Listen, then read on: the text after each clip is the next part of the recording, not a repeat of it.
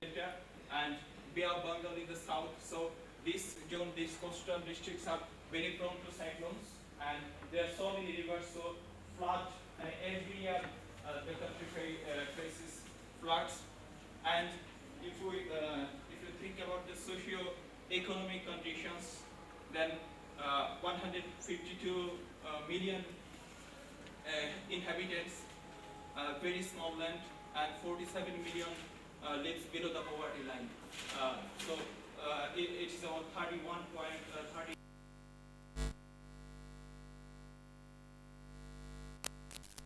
is putting those people in a vulnerable position. Then when it comes to the strategies the government has taken, first policies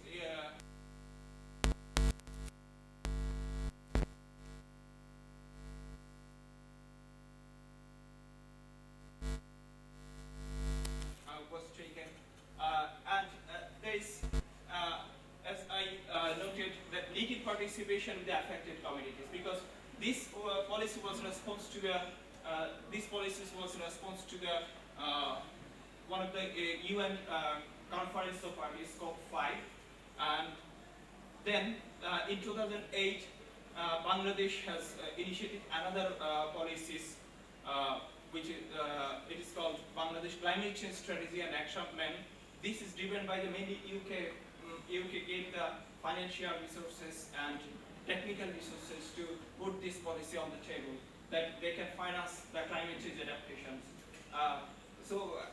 It was so quick, within a few months the government has taken these policies through the consultants and with little participation with the people. And these two policies mainly focused on what my previous presentation was discussed, into the infrastructural facilities mainly. They were building infrastructures, they were building whatever the policy intervention comes by the government.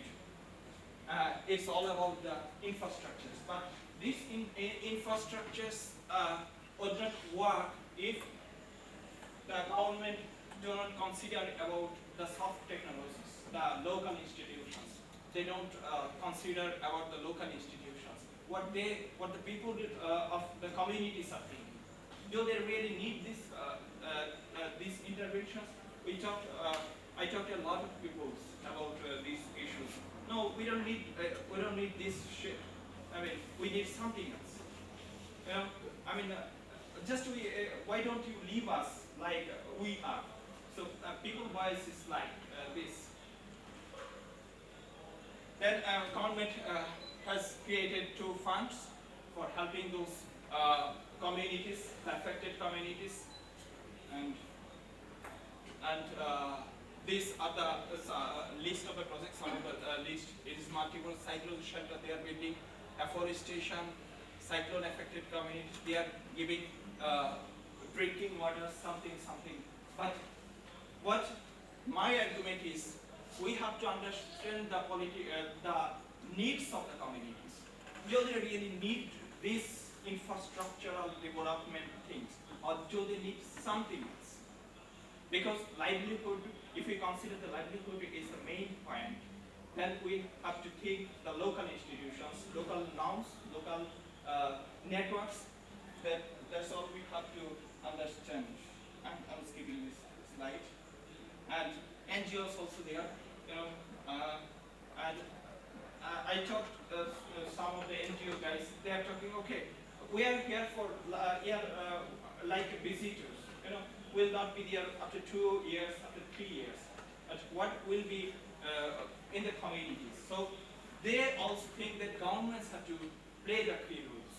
Government should play the key roles. But when NGOs are intervening, government just opting out what they should do. And this is then my argument is we have to rethink the whole ideas. This case of the case of Bangladesh is like many developing countries. and we have to rethink. Though the government is saying, okay, we are integrating local knowledge, we are taking bottom-up policies, but in reality it is totally different. Thank you. This reminded me of the IPCC recently came out with a statement that climate change adaptation should not take place outside of the context of sustainable development. It needs to be a holistic approach, not just like you're mentioning this infrastructure development as what the government has chosen to do, but this is not in keeping with overall holistic sustainable development of these local communities. It's a very important insight. So we have about 4 minutes for questions.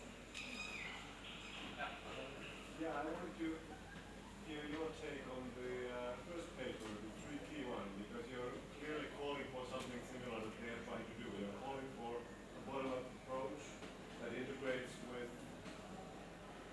local communities, their plans, and their local administration as well in the process. So do you think something like that could help in this case? Do you think it could work?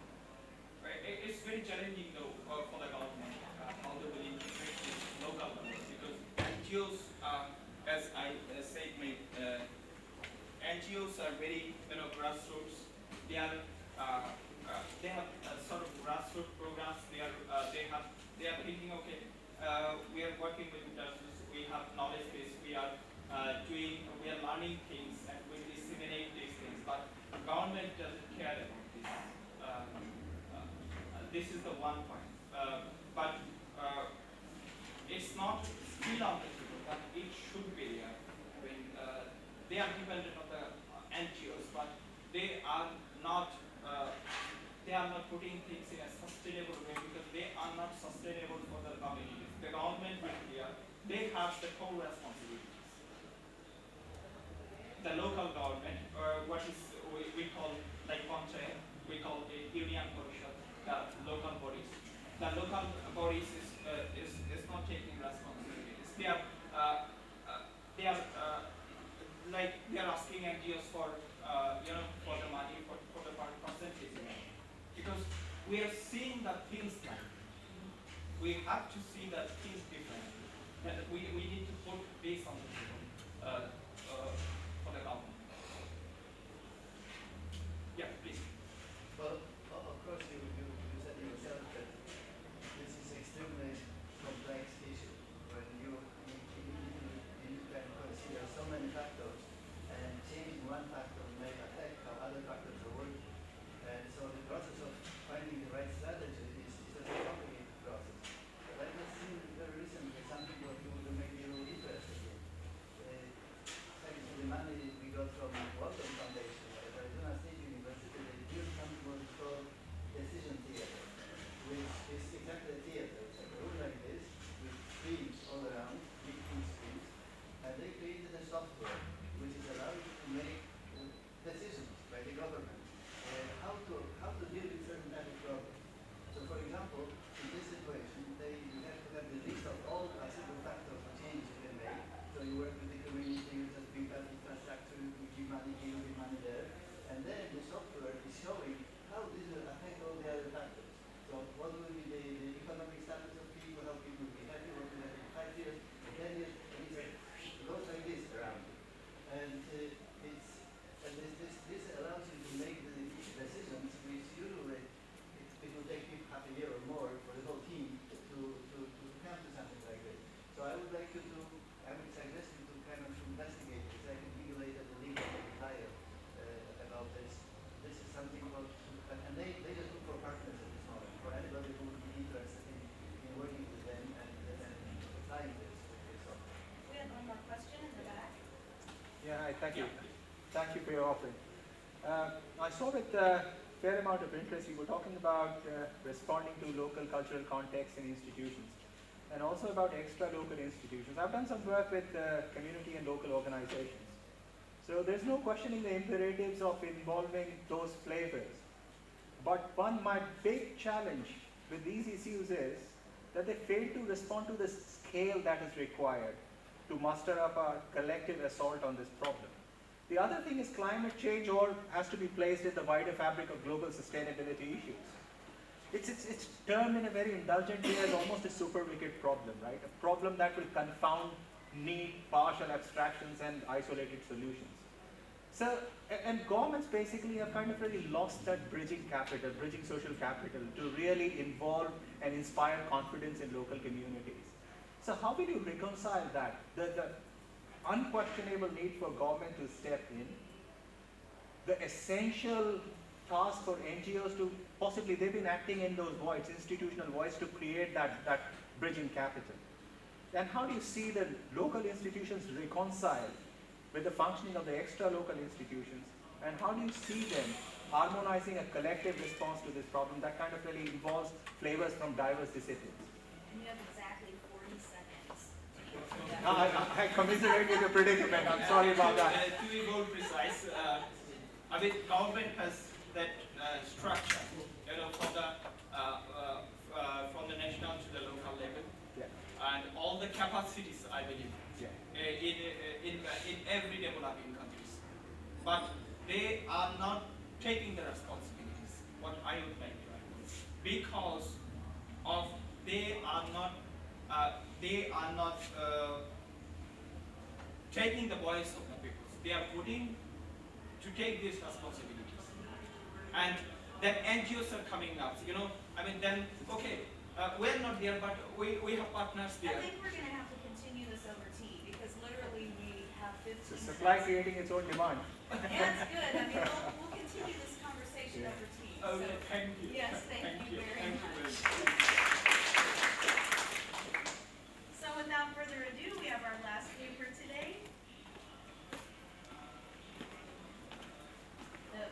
Yes, Jyoti Prasad Chatterjee.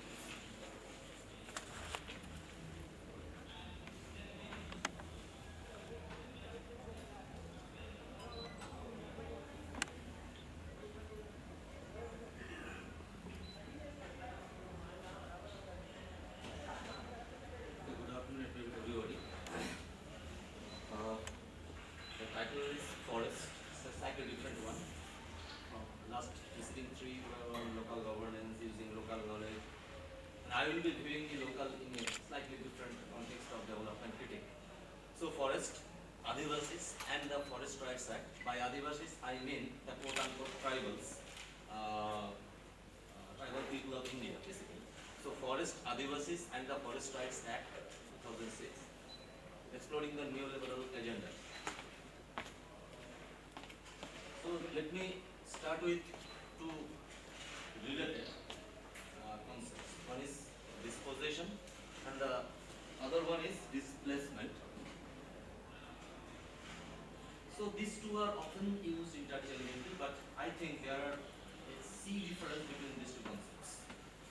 First, dispossession is a deliberate attempt to dispossess or to rob up the property of the people by certain planned manner, say for example through manipulation of land records and benami or illegal transfers. That is dispossession. There is no question of rehabilitation, there is no question of resettlement, because you are dispossessed and that too legal. But their displacement is a different issue. At least notionally, the agencies which are going to displace the people, they actually notionally or minimally accept that yes, there is a right to resettlement. So here lies the difference between these two concepts. One is dispossession and another one is displacement. Now Adivasis of India, especially those of the central Indian Plateau region, we are in the central Indian Plateau region in Madhya Pradesh. Some 14 years back, a part of Madhya Pradesh has been cut off. A new state has been created, that is Chhattisgarh. But earlier it was also within Madhya Pradesh. So we are already in the central Indian Plateau region.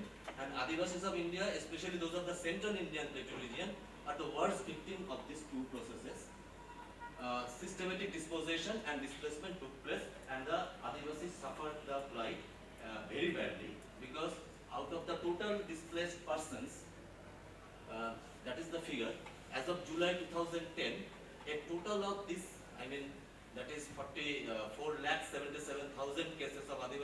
land alienation had been registered, of which 79% had been decided by the courts, very good figure. 55% had been decided in favor of Adivasis, and now think of it that 45% had been decided against the Adivasis, the people who consider themselves to be the owner of the land.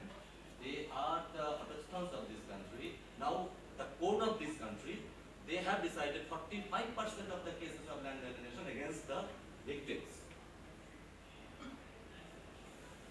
That is a very dangerous figure. That from 1950 to 1990, I mean this 40 years, total 8.54 million Adivasis have been displaced due to large investment projects, mega projects, or reservation of forest and other developmental initiatives. And Adivasis constituted more than 55% of the total displaced population. So that is the Indian scenario, or the plight the Adivasis are suffering. This is not that there are no legal protections. Yes, there are legal protections, and a plethora of acts are there, like the Chotanagpur Tenancy Act, and the list is very long. The latest protective initiative, that is the topic of my discussion today, that is the Scheduled Tribe and Other Traditional Forest Dwellers Recognition of Forest Rights Act 2006. Thereafter, I will refer to this act as FRA, which is being implemented from 1st January 2009.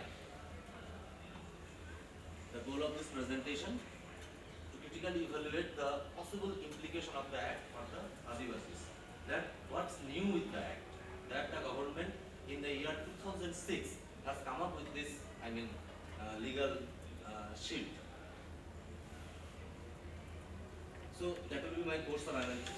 First, I will highlight the act, then the implementation scenario, then the act and the challenges of the environmentalists, then the act and the political economic development, and finally implementation scenario. I will briefly touch upon all this. The act recognizes and bears forest rights and occupation of forest land to forest dwelling scheduled tribes and the other traditional forest dwellers. I will skip the chapter on other traditional forest dwellers because my title is on the tribals exclusively. So I will skip that portion. And it ensures their rights over forest land, use rights over forest products, and right to protect and conserve forests. So it's a very noble kind of act, at least apparently. Now, what is the implementation scenario? The claimant first had to put up their claim with the Gram Sabha. Gram Sabha is these rural local bodies. It's a booth level, organization of the voters. So it's a kind of a village configuration. So one villager has to put up the claim to the fellow villagers. It's a very democratic process. Now the first is to be submitted to the Gram Sabha, the claim. Then Gram Sabha will pass on the claim to the subdivisional level committee, and the subdivisional level committee will pass on the claim to the district level committee, and the entire process will be monitored by a state level monitoring committee. And that is the way that the state level monitoring committee ultimately grants the title deed. That yes, you have claimed this land and we are granting you the title.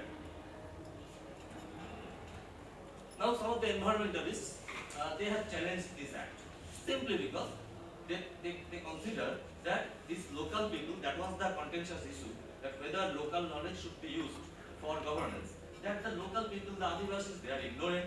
So there is no need of bringing in these people to the development initiative because they do not know anything about forest conservation, forest management, they don't have any technical knowledge. So why this help? So they object that these people's inclusion within the forest management scenario will affect the forest badly.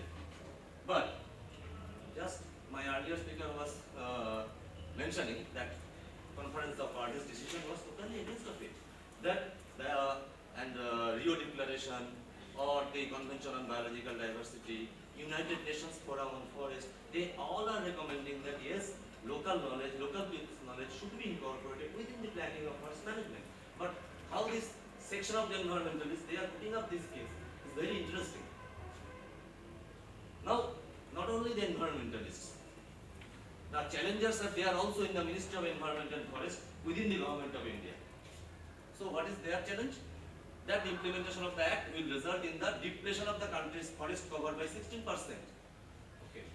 The fact, however, is that over 60% of the country's forest cover is found in 187 Adivasi inhabited districts. So who are managing the forest cover of the country? It is the Adivasis. But the Minister of Environment and Forest, they are going against the tribe. Now, the developmental issue that we all know that the government of India is strongly pursuing the neoliberal developmental agenda. It wants to establish large investment projects, multi-purpose river projects, big kind of dams and mining ventures, and it requires huge amount of land acquisition because these industries of scale or mining projects, it requires huge amount of land. At the same time, the government is coming up with an act which will protect some land to the Adivasis. So this is a great paradox in my view, that I want land for these industries and I, the same person, I am granting title deeds, I am protecting the land rights of the people. How can it be? Now, I am putting the case of Jharkhand. See, 74 MOUs signed for mega investment projects up to December 2010. Total project cost, you can just count. It is 2,93,360.33 rupees in crore. It's a huge project.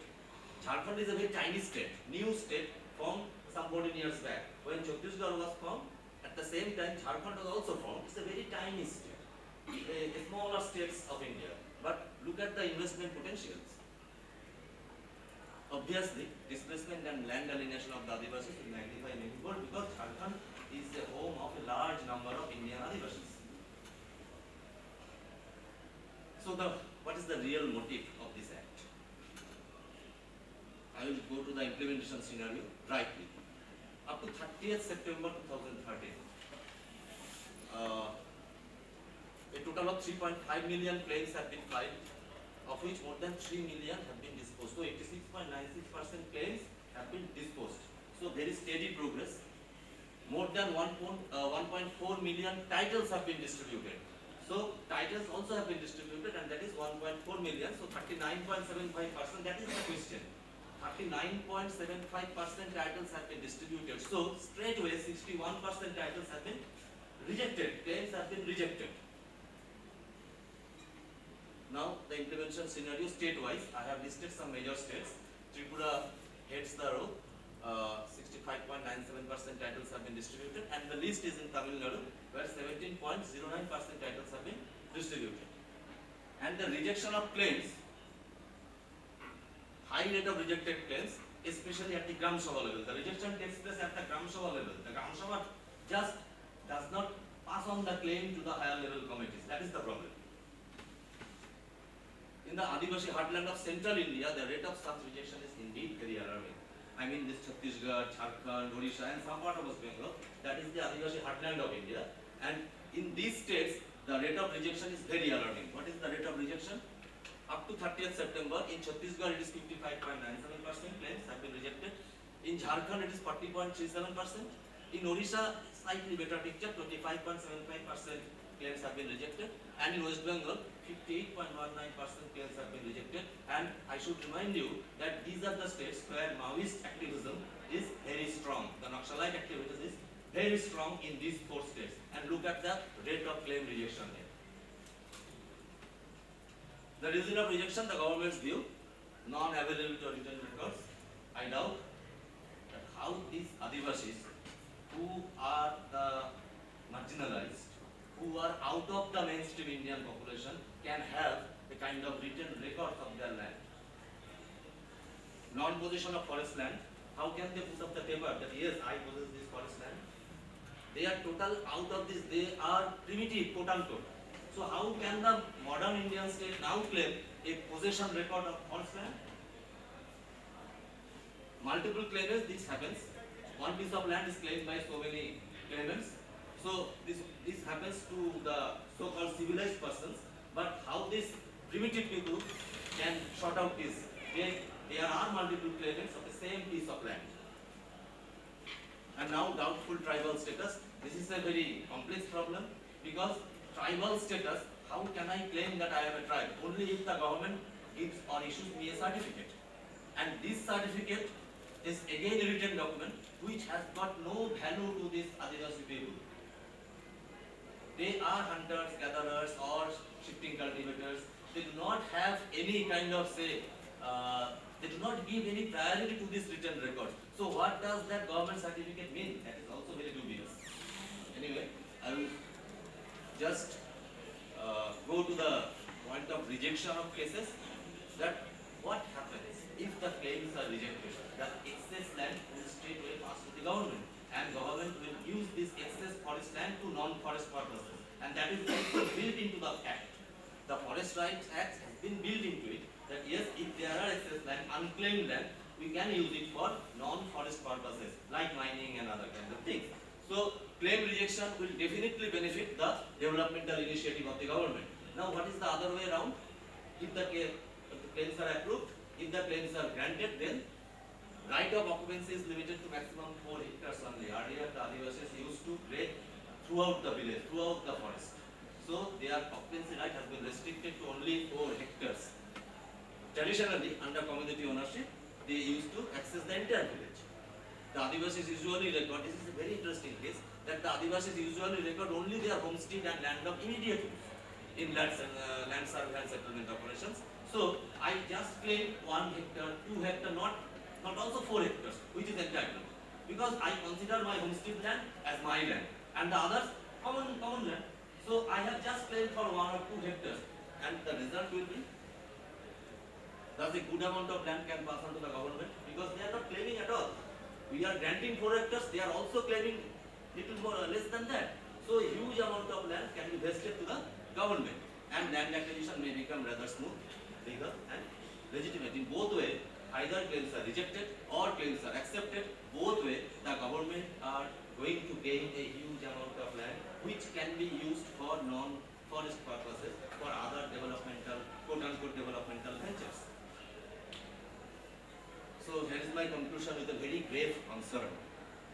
Whether claims of the Adivasis are rejected or approved, both ways the Act raises the apprehension of further dispossession of the Adivasis. Will the FRA, the Forest Rights Act, assist the neoliberal state of India to consolidate its temple of development, further extending millions of the Adivasis? Thank you. So, shall we move our questions to T, or do you want to have questions here? Okay, go ahead. It's a basic law. Lok Sabha is composed of the constituents, my neighbor and the claimant neighbor. Lok Sabha is those same Lok Sabha is rejecting the claim because they will know that this person is indeed owning the land. There are some political political yeah. You are from political party, yes, and I am from. So I am now in power. There is no impediment within the Total fractional division within the, because this is not the tribal one, because now there are tremendous political discussing interests in the tribal handlers also. So it's not that the tribal handlers are quite homogeneous. And there are the other traditional forest dwellers who are non-tribal. Their interest is also taken care of.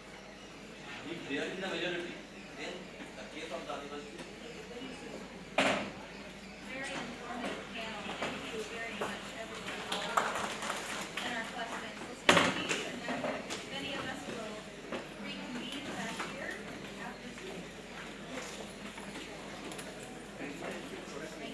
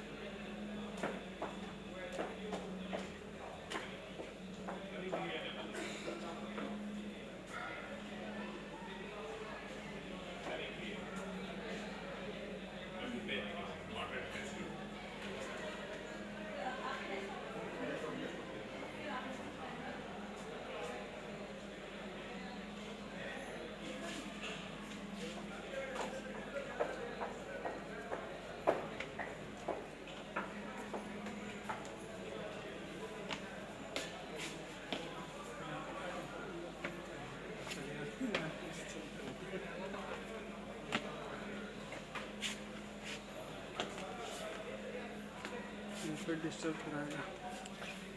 तो पहला सोचना चाहिए तो मैंने तेरे को इसलिए इधर भेजा था, अगर तू उधर गया था तो कैमरा लेके जाना चाहिए था, आप स्टैंड ले गए। कैमरा में पता है नहीं जबरदस्ती फिर दिमाग को दे रहा बिना मतलब।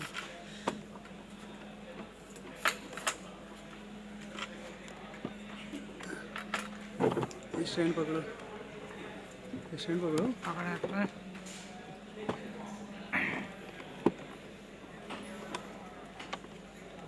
ये स्टैंड निकाल नहीं पाओगे ना वहाँ पर बार बार। निकालनी नहीं है करके निकाल अब तो तुम्हें को बुला लेते भाई साहब, आ जाओ लगा दो निकाल दो कवई। बेकार स्टैंड है सब। तुमने लालच कर लिया नहीं। हाँ, 200 रुपये देते जाओ, सत्यानाश हो, सवा सत्यानाश। हाँ, एहसान का एहसान ले लिया उन्होंने, काम का स्टैंड नहीं। ऐसा लग रहा है कि बटरफ्लाई नहीं होती, हम तो फैला ये दिक्कतें आगे पीछे हो रही। हटाइए इसको, हटाइए इसका ब्रैकेट खोलो, ब्रैकेट खोलने की हमारी जरूरत पड़ेगी। ले हमारा यार, तू इसका ब्रैकेट ले बाबू। ओ भैया ब्रैकेट लिया उसका, नहीं फिर चालू हो जाएगा और फिर हम ब्रैकेट लिया। हाँ ऐसे रखें ब्रैकेट लिया। फिर नहीं मानूंगा मैं, ये 200 रुपये लालच करते हैं। 39 दें फिर 43 दे देते, क्या बिना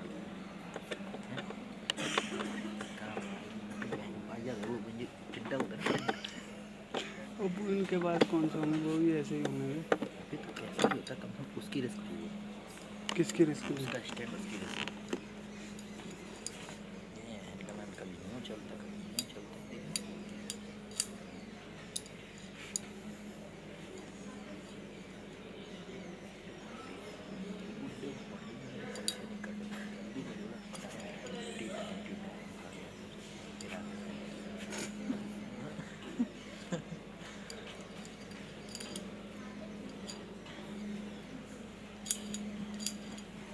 होगा इनका तो बैंड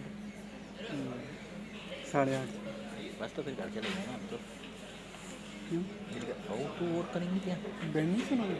अरे सुन गए बैंड, पूरे दिन सुन के मुझे दिमाग की वजिया हो गई। तो बात कर रहा अभी आप तो बिल्कुल फ्री स्टाइल में काम कर रहे हैं, तब भी वजिया होगी। ये कोई तक भोसड़ी के जने कौन सा म्यूजिक बजा दिया था, मैं तो वहाँ बैठ के कुंडे में जाके, तो भी मेरे दिमाग सड़ गया। मैंने कहीं उससे कार्ड उठा था, मेरे बोला यार ये क्या बजा रखा। बोले भाई साहब आपको कुछ को समझ नहीं आता, तो कुछ पागल रहते हैं यहाँ पे। मैं वो गजब गजब।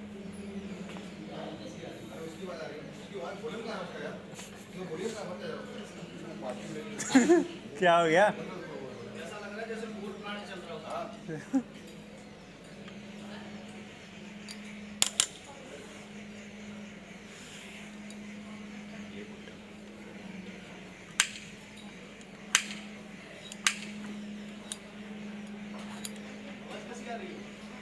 अब वो आ रही है उनके सिस्टम में। क्या? क्यों? एक स्विच तो बंद कर दो, अपने आप बंद हो जाएगी।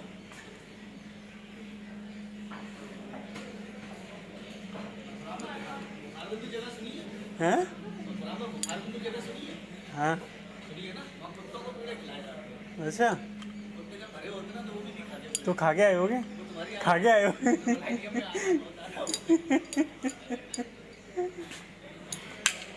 ये कहाँ रह गया ब्रैकेट ला रहा है, बनवाने चला गया।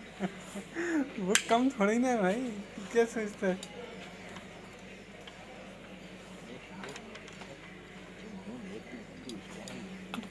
कमरा में सब चले गए, वो टीम आ रही है।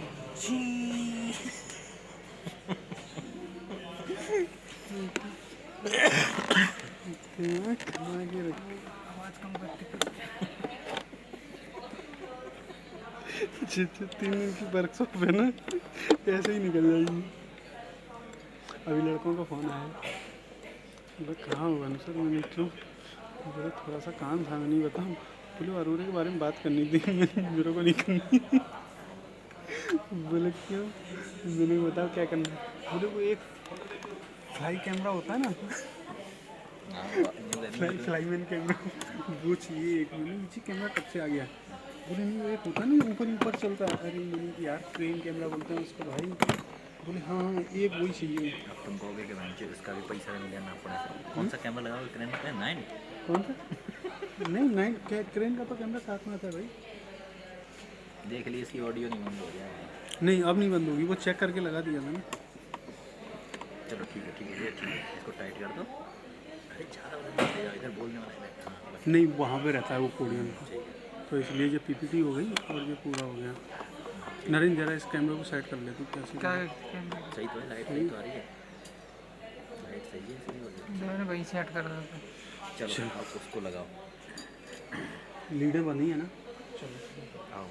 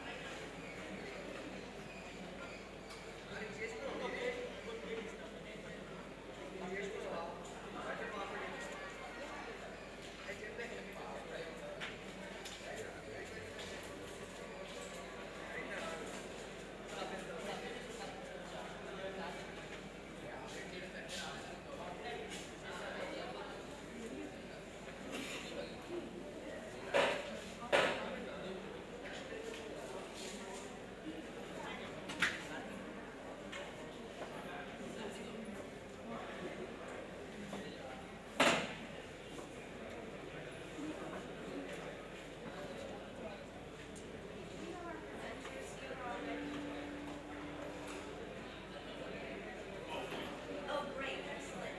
Have the three of you put your presentations on. Oh, excellent, good. Yeah, exactly, less work for me.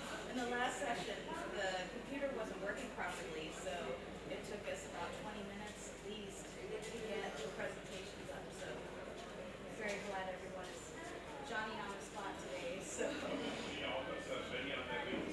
Excellent. Well, good. I think the session was just fascinating.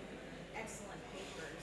So I think people will start kind of rolling in. We'll give it maybe until 20 after or so, and then and get started. For the authors, where did I put it? I have a sheet that has 531 somewhere. There it is. So I will hold this up for you when you have 5 minutes left. And since we only have 3 papers, we can take a little bit longer for each of the papers. So what do you think about maybe 20 minutes? 15 to 20 minutes for the presentations? All right, so at 15 minutes, I'll give you the 5-minute warning and then count down from there. And then that'll give us probably five minutes or so for questions for each of the presentations. And then if we have extra time at the end, hopefully we can have more of a synthetic. I like to have a little bit of time so we can see how the different presentations interact with one another and maybe even provide suggestions for each other of where we could go to improve the papers. So my name's Beth Katia, and I'm from Oklahoma State University. It's my pleasure to be in India for the first time. It's been a wonderful experience so far.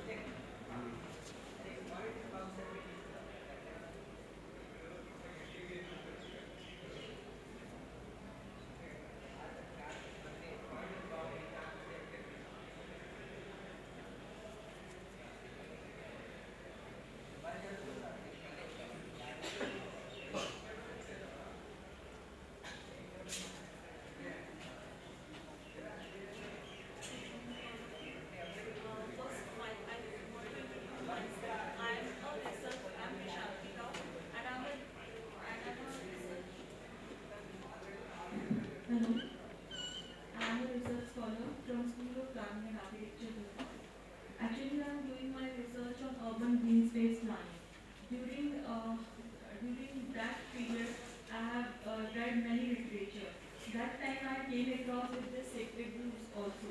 So it is a very interesting topic. Now it is not my topic of research, but I want to share this literature with you people. So it is very interesting that how the people minds belief actually helps in conserving or protecting the urban ecology in the the sacred groves, people minds, and the paper is focusing mainly on these things. The topic of my presentation is the role of sacred groves in sustenance of urban ecology. Basically, this is focusing upon the sacred groves, people's minds, and the sustenance of urban ecology.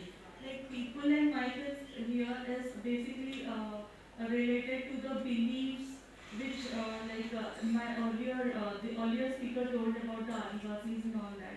They actually believe the religious beliefs made the group sacred and helped them and protection of it, and how they are actually helping how these groups which are in the not exactly in the urban area but related closely to the urban area helps in protecting the urban ecology also, directly or indirectly. This study basically exploring the various aspects like why some groups are considered sacred in Indian context, how prevailing minds and beliefs of people helping in protecting the groups, and which type of tangible and intangible benefits are provided by these groups to sustain urban ecology, what are the various threats identified for these sacred groups and how they will be protected. This whole paper is actually simply talking about these things, and in order to understand these things I have taken 3 examples of Madhya Pradesh, and why I have selected this I will tell you in the next slide. This is the status of sacred groves in India actually. So when we see this picture, we see that in Madhya Pradesh, in numbers there is only 21 sacred groves, and in abundance, Kerala is a state which has a 2,000 sacred groves. So I have taken the Madhya Pradesh because how we can able to see the threats also. What are the threats that making the sacred groves decline in these areas? So I have taken the 3 examples, examples of the Madhya Pradesh state.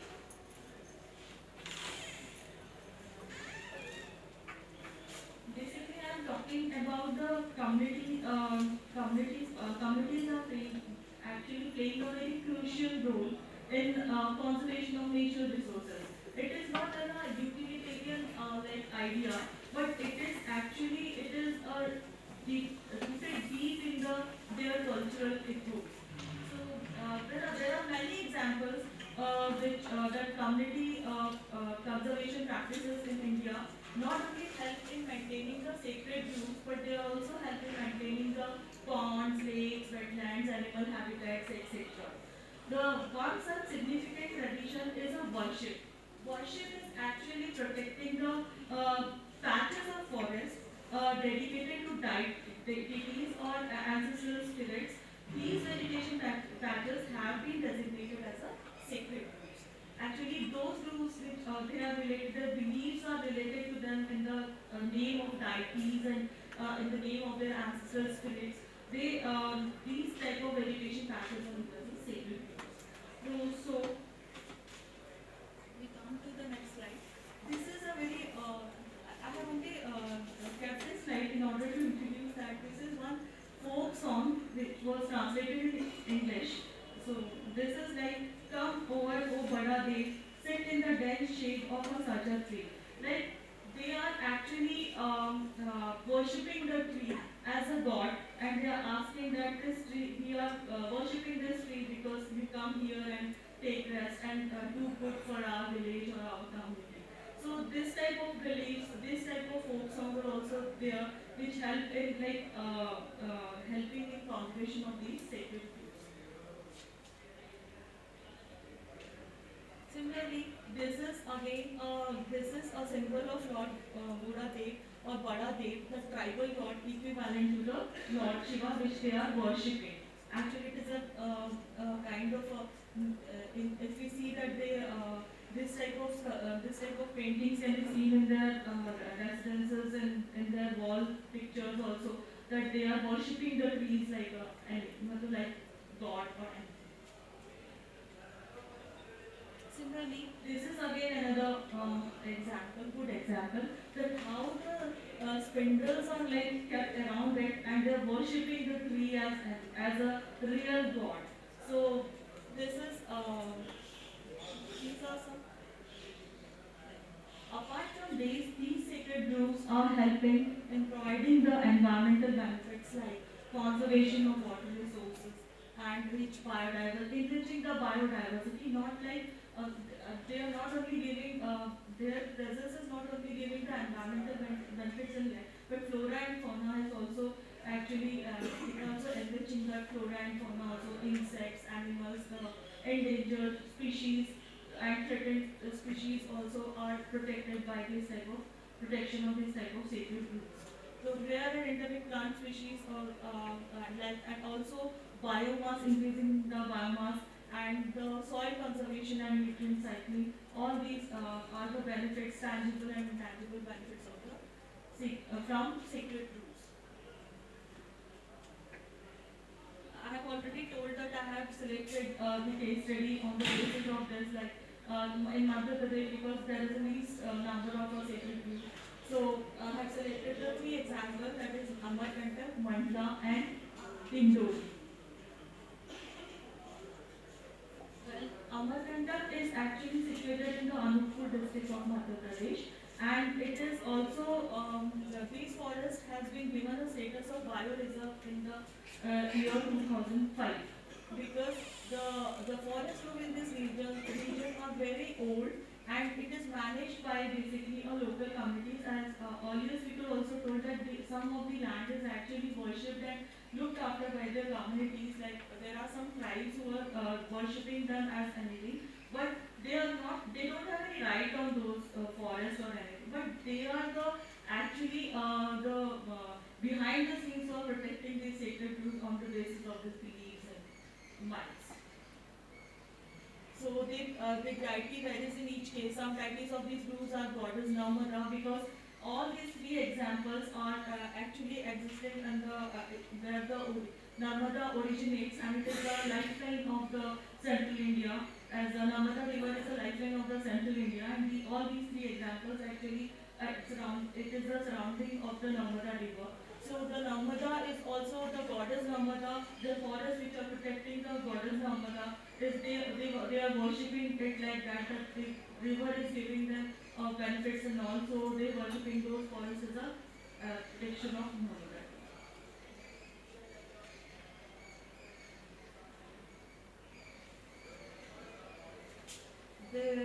It is also a very important area because it is acting as a genetic express highway linking the two biological hotspots, namely Western Ghats and Eastern Himalayas.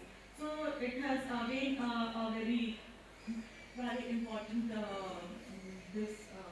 and similarly we can see there are number of like numeric things, like there are 67 threatened faunal species belonging to various categories of global cat. These are actually surviving that area.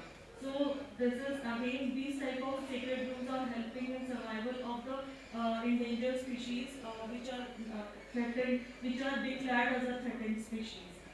And one of the species like Bulbakavli is critically endangered in India, and which is found especially in this area only. That is, it is conserved in the area like Maiki Badia, Sonhuda, Kavi Chabudra, and Amarkantak. Some of the pics of this I will show. This is Maiki Badia, and this is Kavi Chabudra, Amarkantak, and this is Sonhunda, origin of the Son River, and this is Liggu Mandala. These are all the areas where this type of endangered species are actually surviving in that area. And we can also see that this is some threats which are actually happening in that area. Like due to as the religious belief is increasing in that area, the people started making the temples and making the pathways and all that. That is actually endangering the got a threat to these sacred groups. Like the very old deep roots are now like they are coming upwards because of the soil erosions and all that. And even the tender leaves were actually collected by the local people in order for their other things. So the insects which survive beneath those tender leaves and all, they are also come into an endangered species. So this type of threats are actually happening, and I will skip this because this is the same thing which I have explained, that because of the RCC construction and other things, this type of thing, the extraction of biomass is also taking place. And coming to the Mandal district, this is again a myth and belief, that is that they used to worship. Each puja is carried out in the forest wherever in people assemble at a sacred place before the sowing season and offer different variety of seeds to the nature goddess and pray for a good harvest. Like these type of myths and beliefs help them to plant more and more trees and and survive and make them protect. Those trees should be protected. Sacred groups can be protected from other. This type of beliefs actually help them in encouraging to protect these trees. Similarly, the Navash Puja is also helping this type of these are the invested the religious myths which help them to protect these type of secret. Again, the Dindori district, it is actually an example of a Kadopani community conserved area. I have taken an example of Kadopani community conservation area. Here, the blackbirds are survived because of the protection of the grassland area. They don't have a forest, but they have protected the grassland, which is protecting the actually a blackbirds, which are very endangered species in here also. So this is how the people's initiative for the local people initiative for due to the beliefs and religious beliefs and myths helped in not only helped in protecting the sacred groups, but also helps in protecting the endangered species.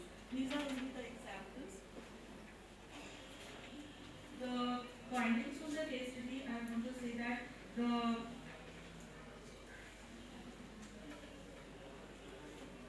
there is a shift in belief system. The first point is there is a shift in the belief system. Like the modern education system actually driving the people from rural to urban area and all that. So this actually results in the losing of sacred groups and culture importance for the younger generation of people, generation of local people. Suppose the people who are actually who are worshipping the sacred groups and their children are educating and they're going outside, they don't have that type of belief which their ancestors have. And this type of the loss of shift in belief system is actually endangering the sacred groups. And another, the lack of comprehensive policy to manage such institutions is seen, as already told by the Adivasis and Forest Act, which was discussed before, as told by the person. There was a lack of awareness about the ecological and environmental role of these groups among the local people. And extraction of biomass for economic gain, like the tourism development, religious tourism development for the economical gain is again actually extracting the biomass. So this type of things should be monitored and checked. That is and again the urban development, these roads are now potential also ecotourism. In India, there is like the planning areas increases time to time. Like if there is a city, then an urban center, it increases according to the need, due to the growth in population, they increase the urban area. Because of this, the particular area comes in the planning area, which also due to this type of urban development, this type of sacred group, which is who doesn't have any land owners actually threatened by these things. The conclusion is that, in conclusion, I want to say that the disappearance and the degradation of sacred groups not only symbolize the loss of rich flora and fauna, but also it is also losing the cultural association with the group. And again, the habitat loss and degradation are believed to threaten 91% of the their plants, and it is uh, actually told by IUCN document. And urbanization pressures are resulting in weakening of these community managed models of environmental protection. And similarly, important sacred groves should be brought under the protected area network to ensure their proper conservation. So if these things are looked upon, the little belief and religious belief of these people who are not educated or who lives in the very remote areas, and they are actually protecting the sacred groups, and for the which we are directly or indirectly getting the benefits, and the whole, not only that area, but a whole, like the whole globe is also getting enriched by the flora and fauna protected by them. So the rules and regulations and acts should be integrated and holistically approached like this, so that this type of things should be monitored.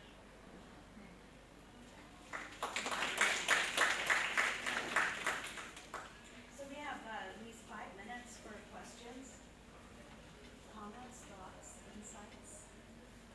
Actually, it is very general kind of presentation which it's an information kind of thing which I have given in brief. Maybe I don't know about this. Like this is a literature which I have studied and I collected and I have shown it to you that these things are happening, and I have sequenced it in a manner, and then these should be done. If anything you want to ask, then don't ask in a very difficult way. Ask him if you want to discuss something. Anna? I didn't hear all your presentation. I came late, but since you mentioned that indigenous knowledge is not included in the educational curricula, do you have thoughts on how this can be best accomplished in relation, for instance, to your case? How this type of indigenous knowledge could be integrated in the educational program? Actually, in India, like we have already discussed in earlier presentation also, we have a our government sector is also working with the lower local government sector, that is gram panchayat, etc. are working. They should also get knowledge of these things, and they should make an awareness program in between those tribes and all that, so that they should aware of these environmental benefits also, what exactly they are doing for the country or state, or actually they don't know. They think that they are only worshipping the deities and they're protecting the things from from urban development and other things. But actually what is happening, they are also giving a tangible benefits to the other sectors and all that. But they should made aware of these things, that they are actually benefiting in environmental, social, and even in the monetary terms to the country. So this type of awareness is generated by the local bodies and local authorities, and they were this type of integration, like they first develop the awareness between the local community members, and their problems can be transferred, should be put before the state government and the central government. This type of integration of policy making for protection of the sacred groves, and also encouraging the tribes to protect the sacred groves will help in not only help in protecting the sacred groves, but also the flora and fauna and many endangered species.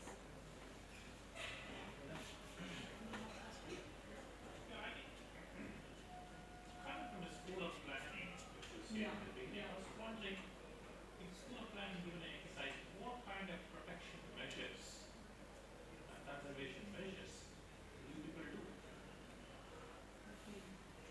First, actually, the main thing is that in India we have a very lack of document. We don't have a census of trees also. Like we have a census of population, census of population, everything here in India.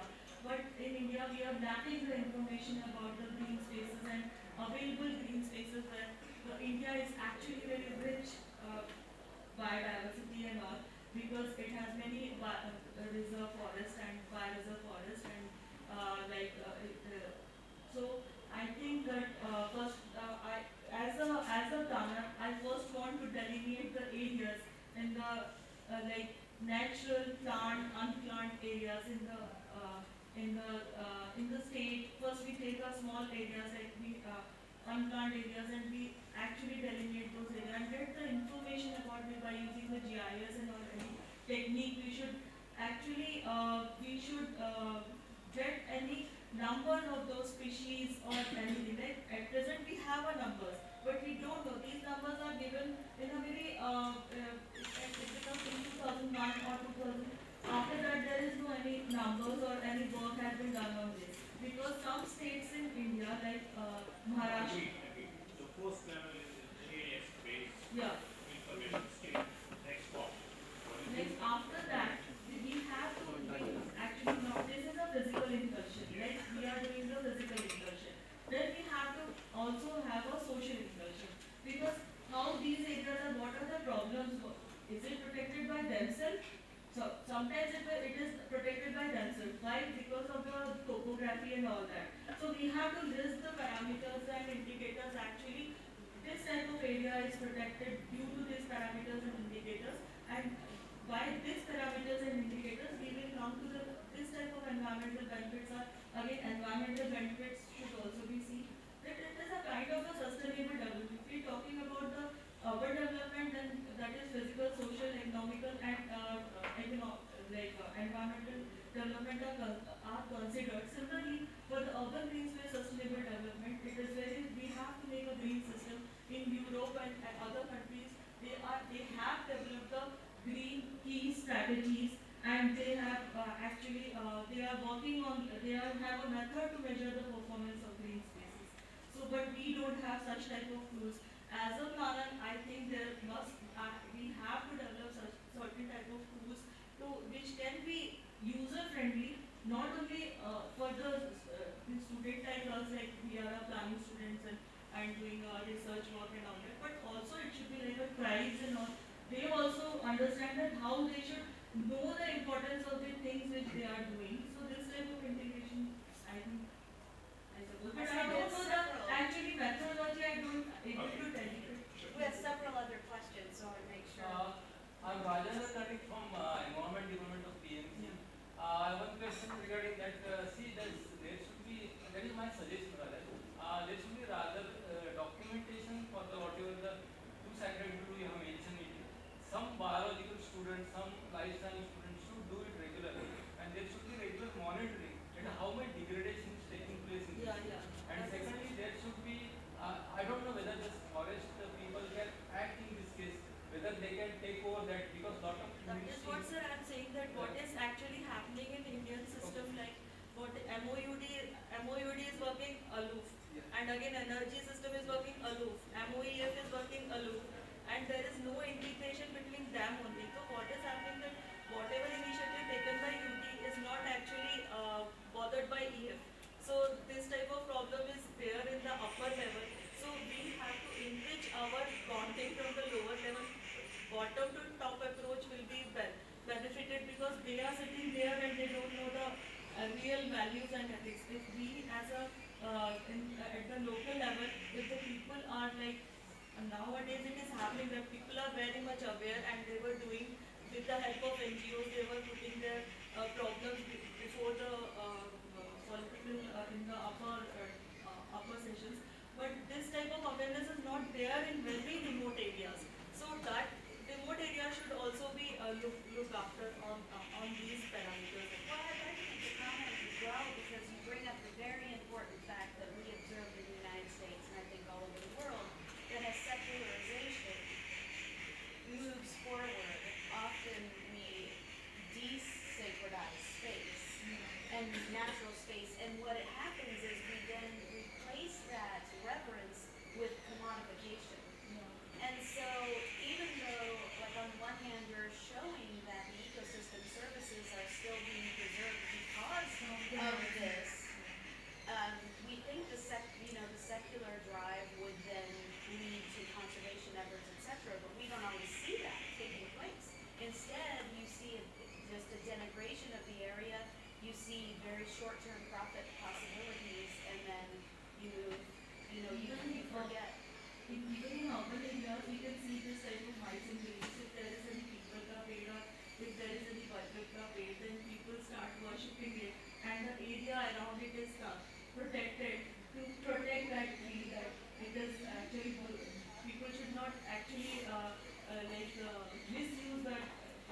devices.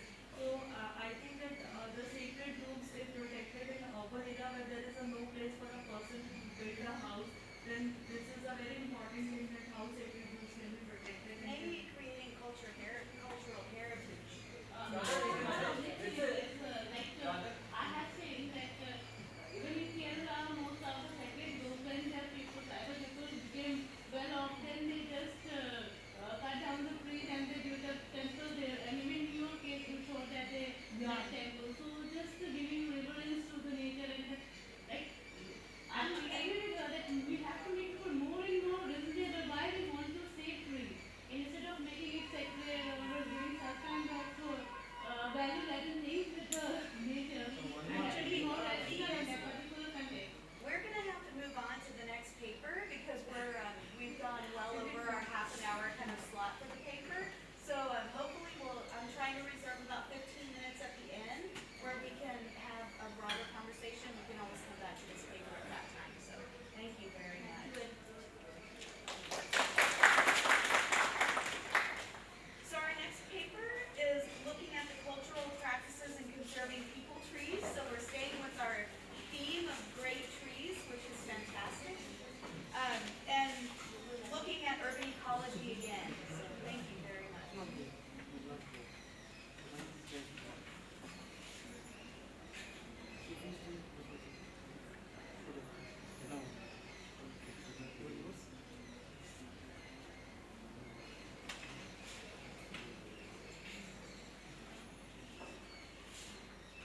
Good evening, everybody. Myself, Rashmi. I'm from Ojha Institute for Sustainable and Climate Change. I'm working as research assistant under the guidance of Professor K.D. Raju and Dr. Mansi Mohan. Today, I'm going to present a paper on Ashwat Patel, the cultural practices in conserving trees for protecting the urban ecology. And coming to the introduction, as we all know, urbanization is an important indicator of climate change. And increasing pollution, which results in affects the biotic and abiotic ecosystem, and its impact is even great distances from the urban areas. And the ecological imbalance caused by the human acts has resulted in threats to the human life and as a whole on our planet. And one of the UN study predicts that by the year 2050, most of the developing countries like Asia, Africa will be reduced to a dust bowl if we continue the way we are going. And these are some of the impacts of urbanization, like worsening the water quality, excessive pollution, land insecurity, and waste disposal. So there is a need in protecting the ecosystem, and it is a major role issue on the global agenda, and preserving the urban ecosystem is a priority. With this background, we have set objectives to understand the cultural practices behind the people tree, to know the medicinal values and their scientific relevance, and to understand the conservation mechanism followed by common people and their perceptions on Ashwat Patel. And the methodologies, before collecting the data, we observed a few observations were done near the temples in Bangalore. And selection of temples and Ashwat Patel was done based on the age of the people tree. And data was collected from 10 different temples in Bangalore. And to collect this data, structured questionnaire was prepared. And in each site, randomly 10 samples were selected. Besides the collection of the data, we had a focus group discussion with the trees to know the mythological aspects of the people tree, and botany professors to know the botanical profile, and doctors, Ayurvedic doctors, to know the scientific value of the people tree. And coming to the background of the Ashwat Patel, as we all know, the concept of the environment conservation is not a modern phenomenon, and it has come from our Vedic age. And Ficus religiosa, or a sacred fig, a species of fig native to India, Sri Lanka, Bangladesh, Pakistan, China, and it belongs to the family Moraceae. Ficus is derived from the Latin word for fig and the fruit of the tree. Religiosa refers to the religion because the tree is sacred to Hinduism and Buddhism. Because as we all know, Buddha got enlightenment under the people tree, hence for Buddhists, it's people tree is also one of the sacred tree for them. In different languages, people tree were called as different names. In Kannada it's called as Arlimara, Arligida, in Hindi it's called as Kipli, in Sanskrit Ashwatha, and in English it's sacred tree or people tree. According to Shankaracharya, a Hindu philosopher, described the Ashwatha, it's derived from the Sanskrit roots. A means not, Shva means tomorrow, Tha means stands or remains, which means that one which does not remain the same tomorrow, such as the universe itself. And there is a Sanskrit saying for people tree that Mulataha Brahma Rupaya, Madhyatha Vishnu Rupine, Agrataha Shiva Rupaya, Vriksha Rupayate Namaha, which means that Mulataha Brahma Rupaya means root being the creator, root being the Brahma, which means the creator of the universe, and Madhyataha Vishnu Rupine means trunk part, which is called as Vishnu, the organizer, and the top portion, which is the leaves, which are called as Shiva, it's Ishwar, and he is the destroyer. So in this Lord in the form of a tree, so we salute that tree as a god.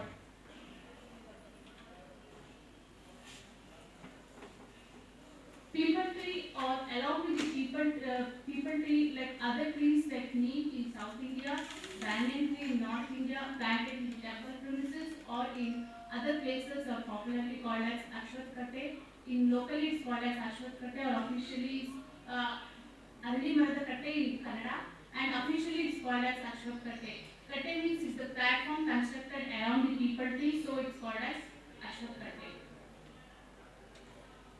And some of the cultural practices surrounding the people tree, that it has been our ancestral and traditional way of practice of worshipping Ashwatkate. Even our ancient Hindu scriptures like Ramayana, Mahabharata, Puranas, Upanishads reveal the concern for environmental issues in the form of traditional practices, customs, rules, and regulations. And this is one of the cultural practices followed by couples who are childless, and they are asked to pray the Lord Ganesha. First they have to make a wish and circumambulate around the people tree for one mandala, which is 48 days. And finally, people will tie the thread of white, red, and yellow around it to pray for the of their progeny. And one more custom, which is again followed by the childless couple. First, they will install the snake idols. You can see their snake idols under the people tree. Then and offer worship, seeking blessings of the snake god to get their children, and it is believed that snake represents the virality during the barrenness. And this is a ritual followed for the wellness of their husband. First, in this woman or wife will fast, and then they will circumambulate around the people tree for 108 times and tie the cotton thread for each of the circumambulation they perform. And this practice is done with the belief system that it promotes wellness, health, and life of their husband. And this cotton thread signifies the truth, love, and faith. And coming to the tree marriages, trees usually neem and people tree, especially it is seen in South India. And in North India, they will marry the banyan tree. And these people and neem tree are married with each other and also with the humans. Those days, people trees were planted along with the neem tree in such a place as people and neem is considered as male and female respectively. And usually, in olden days, we used to know that remarriages was forbidden. So for young widows, they were married to the people tree, and then they were allowed to remarry. And for people who are in weak Guru Graha, Guru means which is the Jupiter planet, in their birth timings, some elders or priests will tell them to circumambulate around the people tree to strengthen their Jupiter planet. And this is apart from our study, I observed in some of the temples which are famous for its people tree and snake idols. It is one of the village which is located in Gaurav Taluk called as Vigrashwata village. It's located in Karnataka. It's it is having around 2000 years old history, and it is also called as South Jallianwala Bagh. So if we can see, wherever we'll see, we'll find only snake idols, people who are installed in this place. And coming to the medicinal values, it has the ability to cure some of the chronic diseases, and parts used for the curing of bark, leaves, fruits, dried fruit, seeds, latex. And coming to the scientific facts of the people tree. People tree and it maintains the hydrological cycle in the atmosphere because it absorbs the moisture. And people tree releases large quantities of isoprene, a organic volatile compound necessary for preventing the ozone depletion. And this it can be concluded that it is important in preserving the ozone layer. And people tree is an antidote curing the pollutions like water, air, and noise pollution. So it is recommended to plant the tree around the water bodies. And high content of calcium in leaves helps in the purification of the water. And apart from the scientific facts, twigs of people tree and twigs of neem, sandalwood, and also twigs of other trees, along with other substances like ghee, which are used in the homas. Homas is a Hindu Vedic ritual. You can see there, which are having the environmental benefits. And coming to the key findings, in key findings we observed compared to male, female and housewives are playing a major role in the conservation of the people tree in the way of tradition. And in this, it mainly 42% of the people who are having education of degree. And this is the day of the visit to the circumambulation around the people tree. We can observe from this data, it's in all days people used to circumambulate. It's majority in Saturday and Monday we can see more. Because in India, different castes of the people have worship trees on different days according to their family god. So hence this we can see the Saturday and Sunday is the majority. And timings of the visit, comparatively evening, morning, majority of the people used to circumambulate because in olden days the trees used to be planted in the center of the villages, so the atmosphere will be clean. Because even people tree can emit carbon dioxide during the night time also, because it follows the CAM pathway, which is called as cracillation acid metabolism. And those people who are circumambulating around the people tree, they were influenced by their elders, parents, and influenced by their selves. And a majority of the people were not knowing the scientific facts of the people tree. So they used to follow their traditional way, but without knowing the scientific facts. And these are the steps to conserve the people trees. Like most of the people told planting more trees around wastelands like public places, parks, and also they told to create awareness among themselves and taking self-initiative better way of conserving the people tree. Apart from people tree in Bangalore, we found people used to worship other trees also, like neem, it's like Azadica indica, banyan tree, it's called as Ficus bengalensis, bunny, Prosopis cineraria, bilva, it's called as Aglaia marmelosa, and Eca calastropis legentia, as trees that were worshipped and conserved in the name of culture. And these are the suggestions given by the respondents. First, planting more trees in wasteland and public places like parks, roadsides. Plantation program could be initiated by local youth and community elders. Preserving existing trees. From that photo, we can observe some people have put a carpet, and that side we can observe the garbage. So people told to fence around this, so we can conserve this for future generation. And initiating simple acts of protecting the existing trees, as I told you, by fencing around the ashwakate to ensure no harm related to them. From this, I can conclude that this leads us to conclude that religious and ritualistic activities followed by common people can be an effective tool in solving the problem of biodiversity and tree cover loss at local level, creating a link between tradition and modernity. Religious teachings and cultural teachings could be used in a positive sense for conservation of environment and ecology.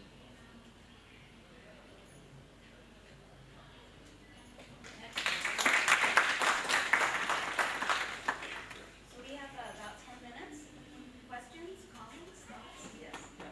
I want to ask whether this isoprene, whether it is tested from this, which part of the plant the isoprene is given out? From the outer layer of the leaf. Outer, We have not tested, but in review of literature, I found that the outer layer of the leaves organic compound, particularly early morning before sunset. before Sunset. So people used to circumambulate around people tree. Sunrise. Sorry. sunrise. Sorry. So this is the only tree that is giving out this particular compound, or any other similar Moraceae family, that is banyan tree and other trees? Yeah. That's why in earlier days they used to plant in the middle of the villages because those people were not knowing the scientific facts. So with this, they used to think that if the trees present in the middle of the village means the atmosphere, surrounding atmosphere will be clean. You mean to recommend that more of this simple and banyan tree should be planted, or ozone, it will help for this ozone maintaining? Ozone depletion. Okay. And then secondly, how this tree helps for the controlling or pollution, or is controlling the pollution, like that water around the something like that.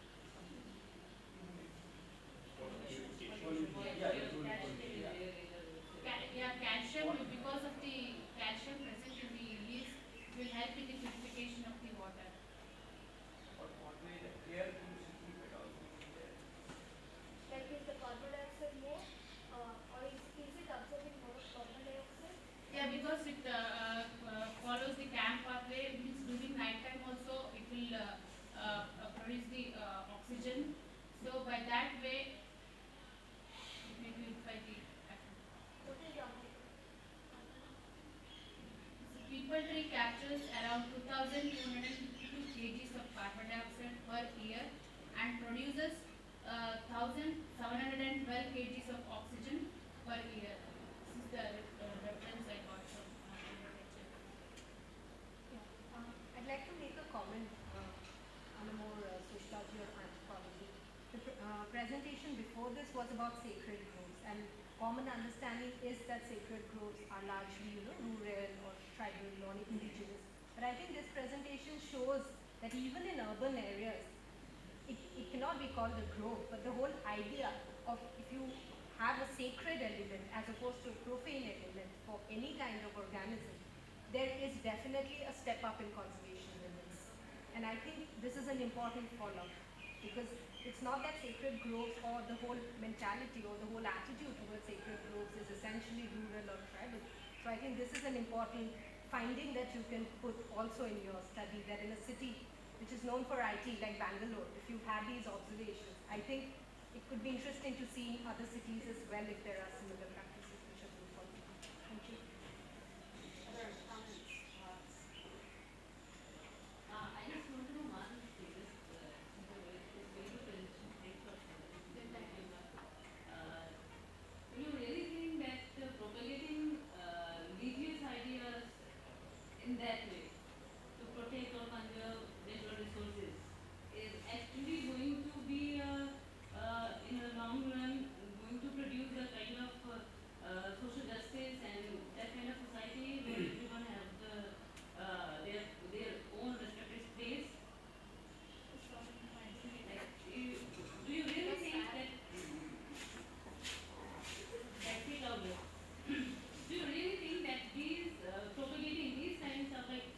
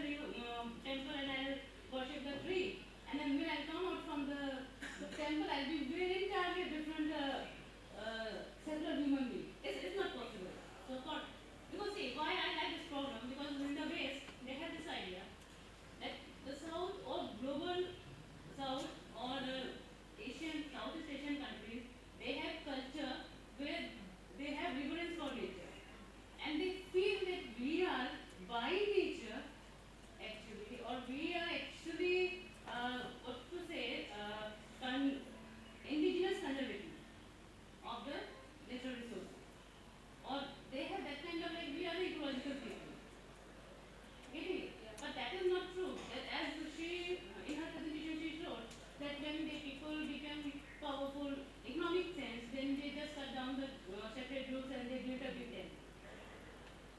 It means we are not that love for nature is not innate in our culture and that thing. In other way, I think we can create awareness by telling them the scientific facts behind that. That's the thing. But if we will go for that, if we will give more I information think on the ideas, comparatively women are more sensitive because they are less educated. And one more thing, they are less educated. Excuse me. Yeah, I'm saying your point there. Even they feel that No, I know this, not only in South, even North. In North, people tree or banyan tree. No, I'm not saying that. I'm not just denying the traditional values. What I'm saying, when being in a like, we are just not the people to present papers. We are also, I think, that it's our responsibility to change our country in a particular way. So it does not like, if we will go give more emphasis, if we ourselves will go give more emphasis on the religious ideas and all those things, then how can we expect those women, 72% women, who are saying that they don't know scientific values? Yeah. So whose Because they follow responsibility it is? Because we have to create awareness. So that my point is this: that I don't want my country to be represented as a indigenous conservation drive. People, we have conservation in our blood. No, we have not like that. That same kind of prejudice is perpetrated upon Native Americans, Yes. in the United States all the time. But my argument, coming from a more secular location, is that as we desacralize these areas and took the myth and the reverence away, which, there are, I think, spiritual values that we can gain from forests, for example. And that's why people go there for sustenance, so there is something real about that. And finding a more balanced perspective where obviously trees outlive any of us. They have lived for 2,000 years. So there is a lot that they provide to the ecosystem that we don't even understand scientifically yet, right? And so we can't really teach it all. Sometimes the spiritual reverence comes from a knowledge that is from seeing this, this tree or this row of, over generations passed down. So I just don't want that to be lost. To balance that secular side and educational side with the reverence is a positive thing. So this I want to end in this man that if we will give more like India like country. Because whenever I have seen when we talk about India, we talk about Hinduism only. But India is not about Hinduism only. India is about Hinduism, Islam. We are Indian, Bharat. Yeah, I don't think people really, honestly, that's kind of the perspective I have. So that's going to be the problem. Actually, I want to give one example. Like in India, I'm an architect. Basically, clients say that we want vastu in our homes. Like that is a belief. I think you will also like to put your gas stove in east direction or anything. Maybe you are the exception. Maybe lot many people are actually, most of them actually believe. But vastu is basically a scientific approach. But it is actually a scientific approach. Many people actually adopt as a myths or belief like that. But basically, it is a scientific approach. And sometimes the myths and beliefs, sometimes unawareness also helps in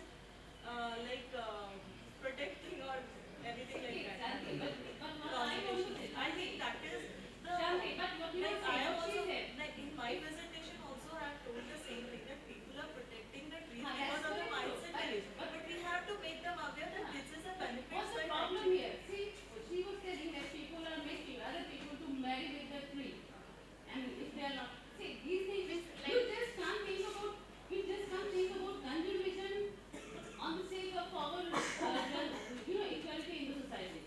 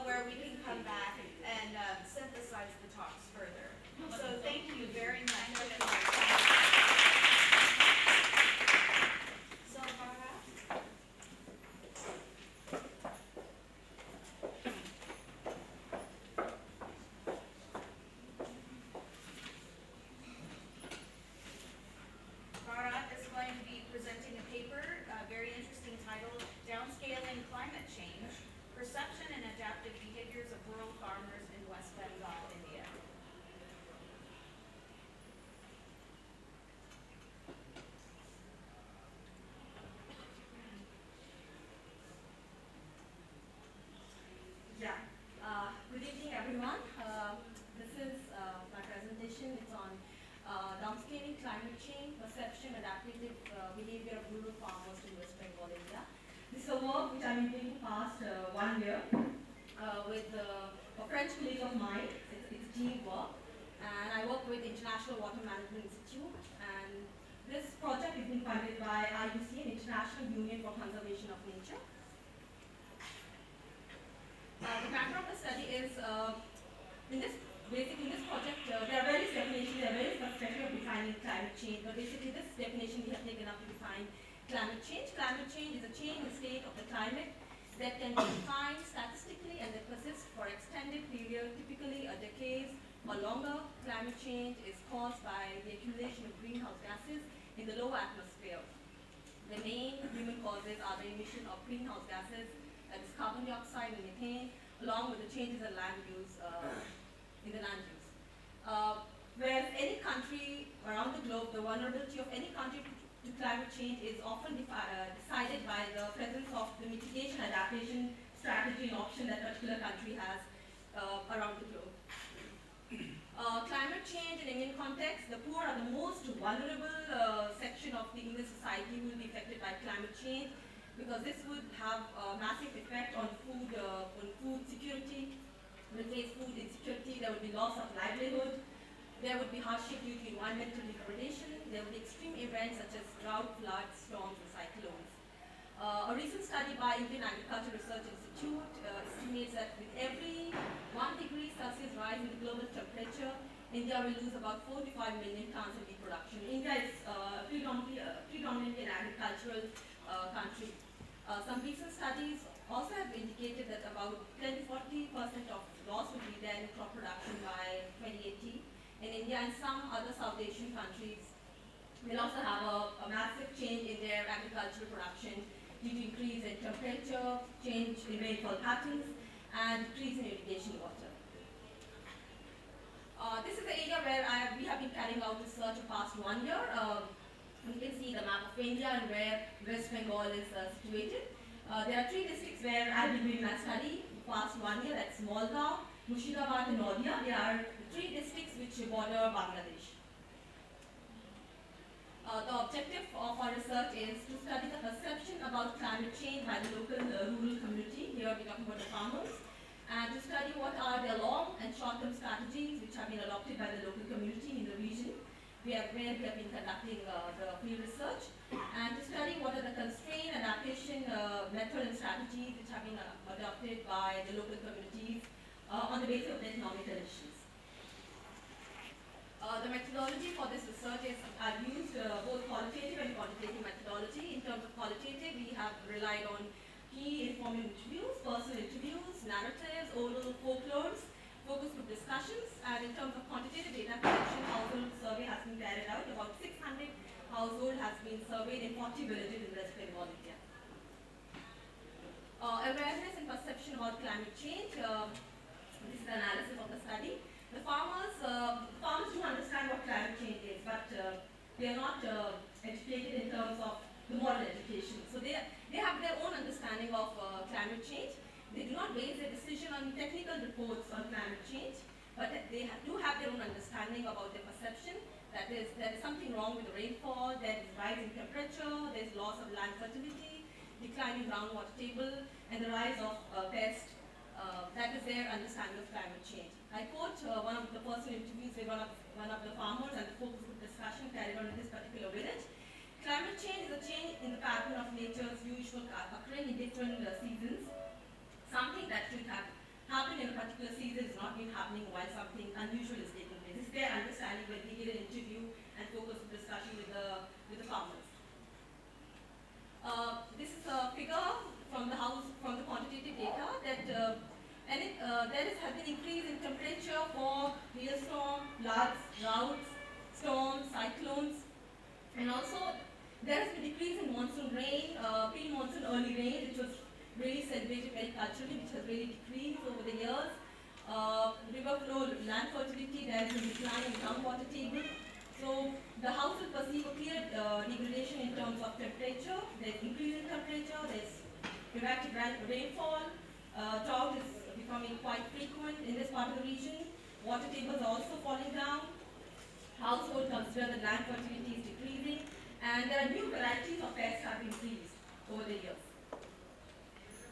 This is the climate change perception of the farmers that droughts are becoming quite frequent. There is decline in groundwater table. Land fertility is decreasing. There is increased pest attacks, and various new variety of pests have come up. There is increase in temperature. There is decrease in rains. Again, I quote from one of the personal interviews. The dry season seems to have increased with monsoon arriving late. Temperature is increasing. Even the air is getting dry and hot during the summer season. This was not the case 20-25 years ago. So there has been a change in climate, and the farmers who are not educated technically in the modern education, but they do understand there's something wrong with the climate. The adaptation strategies which have been adopted, I give a brief definition that climate change adaptation strategies are initiatives and measures to reduce vulnerability of nature and human systems to actual or expected climate change effects. These strategies can be spontaneous or they can be planned in advance to actual expected conditions. These strategies are basically intended to mitigate the situation which brings vulnerability in the farmer's livelihood systems. The strategies could be individual and collective. By individual, we mean when the kind of crop he wants to grow. That would be an individual decision. A collective strategy will be when a village, in India, the village has village panchayats, where the village local government can decide that they can have a small pond or a tank system. So that would be a collective strategy for the local community. A long strategy will be that they invest in their children's education. A short-term strategy will be to take a loan from a bank, or there are money lenders. That could be a short-term strategy. And there are strategies for agriculture that is change. They could be adopting new technologies, change the cropping patterns, and there will be strategies which could be beyond agriculture. That could be just leaving agriculture and moving to some other odd jobs. Agriculture strategies. There has been change in the cropping pattern in this particular region. About 37% of the farmers have changed their crops. They are basically shifting from the paddy. About 42% have introduced new variety of crops in their fields. About 50% have reduced or stopped boro cultivation. There is boro cultivation kind of a paddy which requires irrigation. So, and groundwater irrigation is done in West Bengal. So, and the cost of production is quite high. So, there has been strategy to leave boro and to do other kind of crop. Again, I quote, we consider the whole village. Now farmers are cultivating crops that can fetch good market and require less inputs. For example, flowers and fruits as they fetch good price from the market. And here I realized when I was doing field work that the kinship networks are very strong. Because majority of farmers, they have somewhere relatives in the big cities like Kolkata, Bangalore, West Bengal. So, and here also the information technology is playing quite important role. So through the telephone to mobiles, they get to know what will be the price line of fruits or the flower, because flower industry is coming up in a big way. So they are now shifting from major crops to flowers and fruits. And fruits are like rose, marigold, flowers are marigold and rose. And fruits are mango, banana, jackfruit, because they fetch a good market in Kolkata. Again, I quote some of the narratives. We are opting for crops like sesame, that's still in Hindi and Bangla, as sesame can be harvested one irrigation only and it has a very good market returns. Both the quantity and quality of jute, which was a traditional crop earlier, has suffered due to lack of water to retain the jute stems before extracting the jute fibers. Now we prefer low water consuming crops. Due to late arrival of monsoon, we could not sow the seeds of almond crop in the month of June that we used to do for generations. The sowing period in the Kharif season has been deferred in the recent period. So one can see there has been a change in the cropping pattern, and farmers are very much, they realize, and this is their coping strategy in terms of cropping pattern. Again, there has been adoption of new technology. There's increase in use of fertilizers. Earlier they were using more of organic, so they are now using fertilizers. About 74% of the farmers have increased the use of fertilizers and hybrid varieties in the last 5 years. You can see the graph which shows that there has been an increase in the use of fertilizers and high yielding varieties over the years, and this comes from the quantitative data. Again, irrigation are alternative to groundwater, because earlier it was more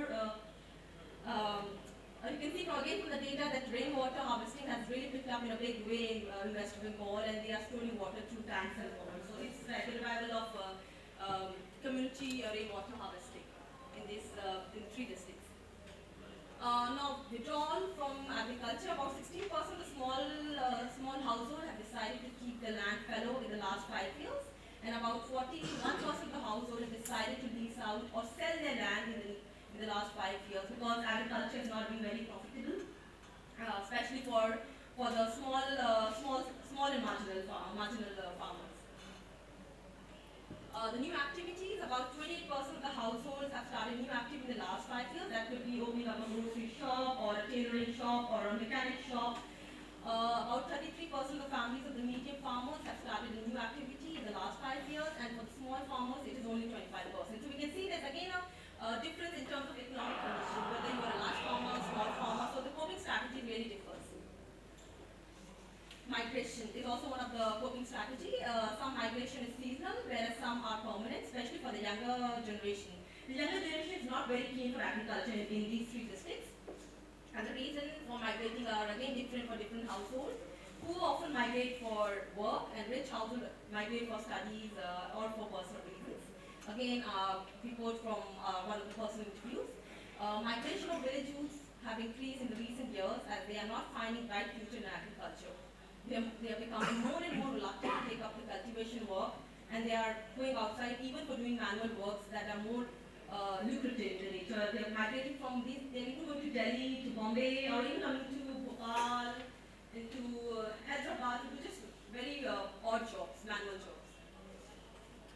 Again, the figure shows that migrating for work is mostly a strategy which has been implemented by small and marginal farmers to earn a complementary income and to avoid the agricultural uncertainties. Education and migration, as a strategy, about 74% of the households have promoted better education for their children. So education has been given importance in these 3 districts, we realize. And about, basically this is what the data shows, about 18% of the households encourage their children to leave their village. So it's also from the period that they want the children to move out and not take up an agriculture which has very uncertain future. Finally, the conclusion, in brief, the most vulnerable in India to climate change are the poor. There has been a drastic change in the cropping patterns and the water availability in this particular region. The coping strategies often differ from which socio-economic group we come from. And the village youth, the present generation, is not very much interested in agriculture.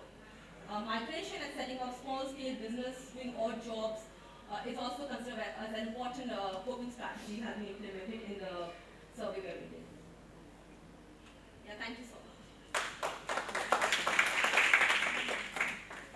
So we have a nice amount of time now to wrap up and conversation. So let's stay with this paper first. Comments, thoughts, questions? Yes, did you have a question? Can I want to know if there was a shift in cropping pattern, like from paddy to other crops? Was it the climate change or maybe other factors? It's due to the data says and fieldwork says basically due to climate change because the water availability is not that sufficient. These are not, the water availability is one of the most key important reasons for the shift in the cropping patterns because a lot of crops, the traditional crops, they depend on the monsoon rains, and also there's a Khan-Boshi storm, which is very common storm in West Bengal region, which is really welcome and celebrated culturally, which has not been happening for past 5 to 10 years. So that are the reasons that's why farmers are shifting to other crops. And yes, the other reason is the second reason could be the economic aspect. That is What were the parameters used to test that? that is I don't understand what you mean. Like what were the indicators used to test that shifting? Shifting was basically we had a questionnaire and we asked the reasons. Why are you shifting? What crops you were growing earlier? Now what crops are you growing? The ranking system was done. These were the indicators which were used. And if you are growing flowers, what kind of flowers? Because flowers transportation also has a lot of issues from watering district of Bangladesh going all the way to Kolkata. That has a lot of time. So what has been the transport facility? Is there a government support system or the local council, panchayat council supporting? So these are one of the indicators we have used to get information. Madam, did you analyze any climatic factors at that time when the cropping pattern shifted over?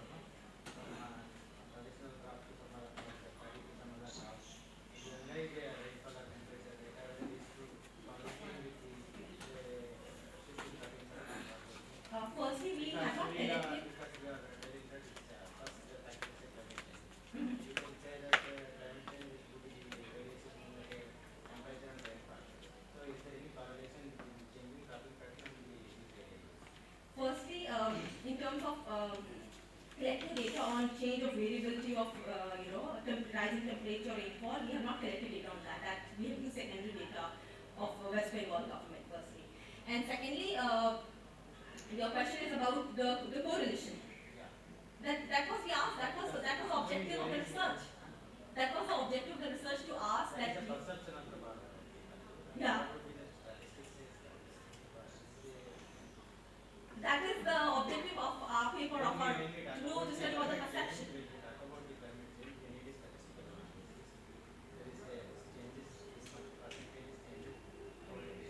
Yeah, yeah.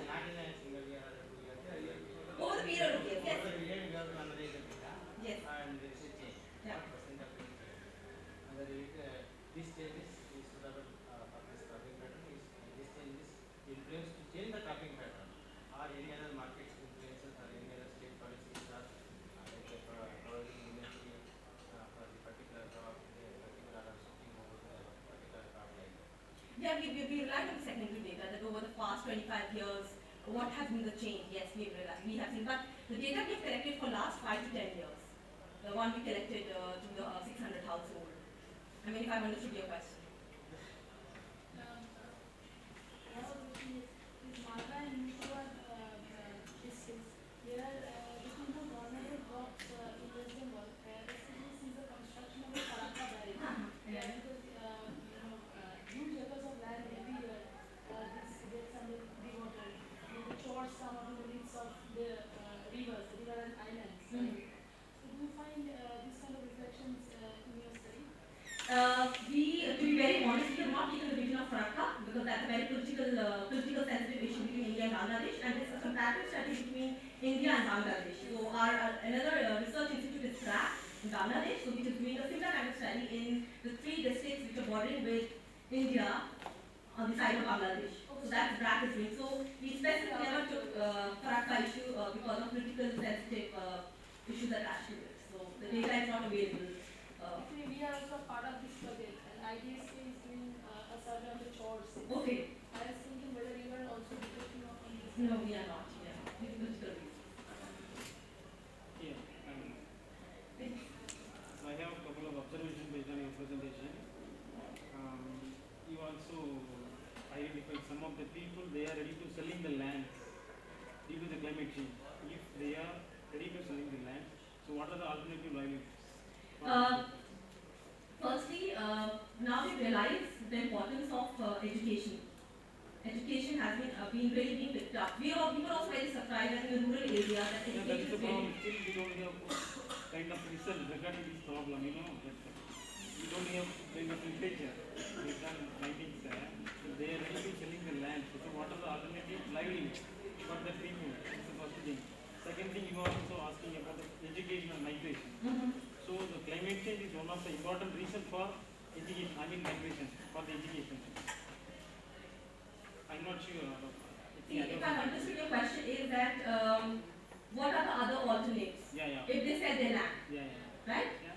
So from what is the date? From the field work we get to know that they are when they sell their land, they invest in education.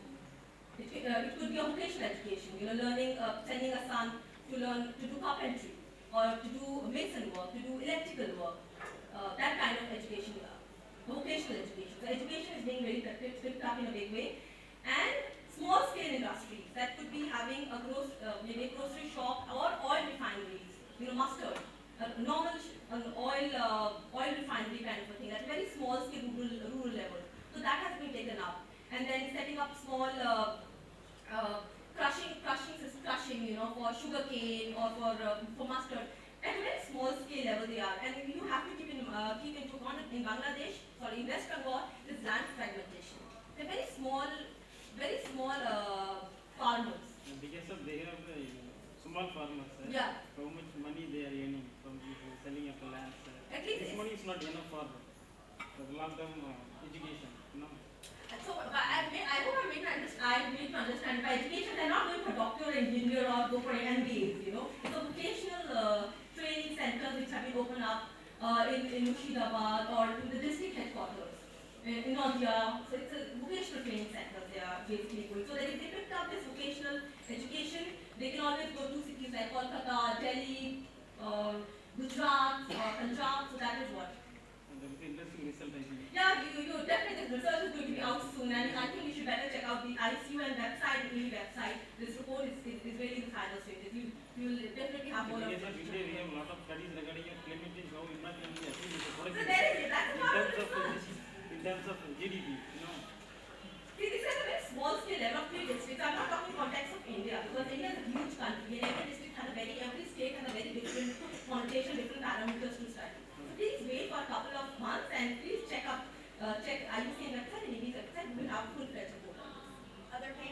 Other questions about this paper?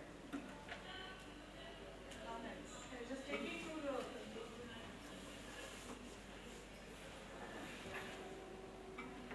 Need not explain anything.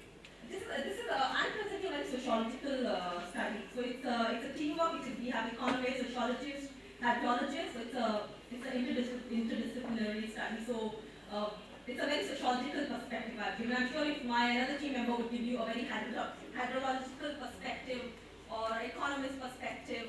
So I told you it's a big project funded by UCL. I'm just asking in general. It's not anything. This is subjective. This is nothing objective. How do you view this trend? This is more about adaptability to the climate change.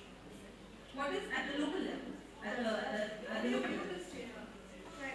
How do you view the trend of this change?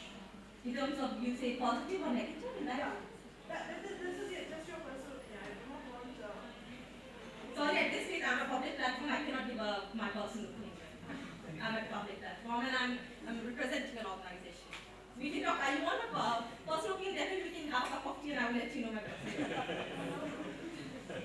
Well, interestingly, you're showing here, I think, patterns that we're seeing all over the world in agricultural communities, whether those are in industrialized nations or developing countries, where the pressures of climate change are changing gradually the kinds of crops that people are able to grow.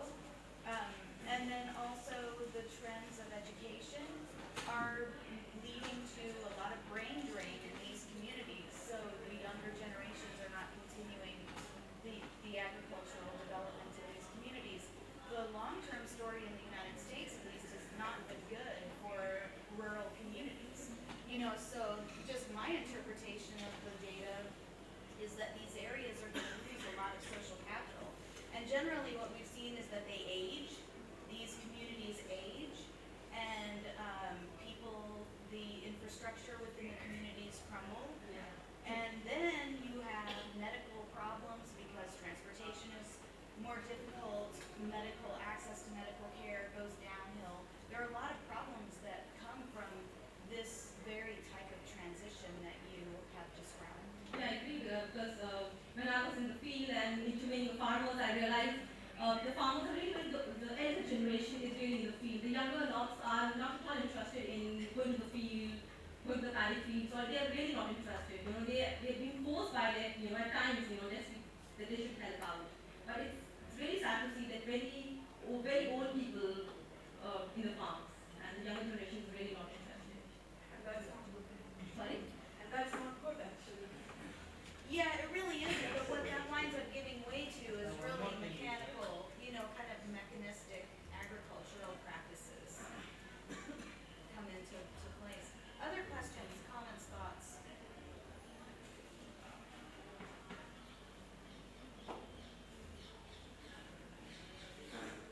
Well, this is very interesting because, the most recent data shows that by 2050, about 80% of all people worldwide will live in cities. Yeah. And the implications that has for rural communities and for agriculture more generally, I think that this is all there's climate change in your paper, I think, is a push factor for leading people to moving to the cities. And it's difficult to disentangle quantitatively whether it's education or, obviously these are both vectors for bringing people into the city. And you're highlighting the importance in their own words that the changing climate has led them to the cities.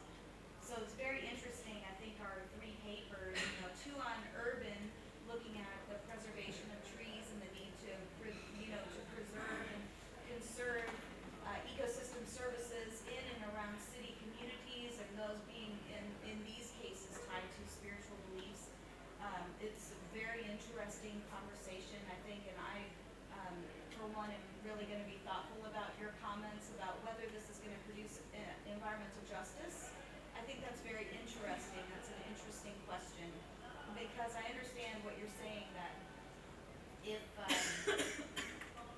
if you take advantage, if I can read you correctly, of people's spiritual beliefs and try to cultivate that and keep people in that kind of place and not add on the scientific educational pieces, then you really are missing an opportunity to build capacity and community. The other point that occurred to me as we were listening to this paper is that also we have to meet people where they are. And so if preservation is occurring because of spiritual beliefs, we don't want to stop that, right? We just want to be able to transition and ensure that that there are other, as secularization and urbanization and other processes occur that kind of take our spiritual eye off of the ball, so to speak, we want to have that scientific strength to come in. As a paper, like Koshi Kadanchetsky herself, she showed that people who are uneducated, they realize the change, they realize the problem. So it's like you're just saying that, okay, people will not protect or not conserve or not think of their environment. It's not like that. People, we believe that the rural people or the people from South normally, and in South, we believe that people of rural area are uneducated, they don't know, they are like ignorant people. It's not like that. My protest is on that ground, that they are not ignorant. Yeah, It is obviously that they don't know your scientific way to express the thing. So we have to give more emphasis on their that knowledge. If they understand, and we have to make science. I'm not talking about science, quote unquote, value-laden science. I'm saying science, not technology, because technology is something which can be useful or like that is value-laden, but science is not value-laden. So I'm talking about that particular science. We have to translate that science in their language. Well, and interestingly, and I would like to encourage people in our last, 15 minutes to also bring us back to the theme of the session, which is to look at, indigenous knowledge systems, local community knowledge, and I think that that has not been emphasized enough. I think that we have in each of the papers that we heard today, clearly local knowledge systems that play a very important role in our relationship with nature. In the case of the trees, the knowledge systems have been passed down through generations. And I mean, as you mentioned, 2,000-year-old trees have been venerated for very long times. What is the knowledge? It's not just blind worship that is leading to the preservation. What is the knowledge there that we can connect? So rather than discounting this and making it simplified, what are the complexities of the local knowledge systems that have led to the veneration of these trees, for example, and that knowledge can then be incorporated with our scientific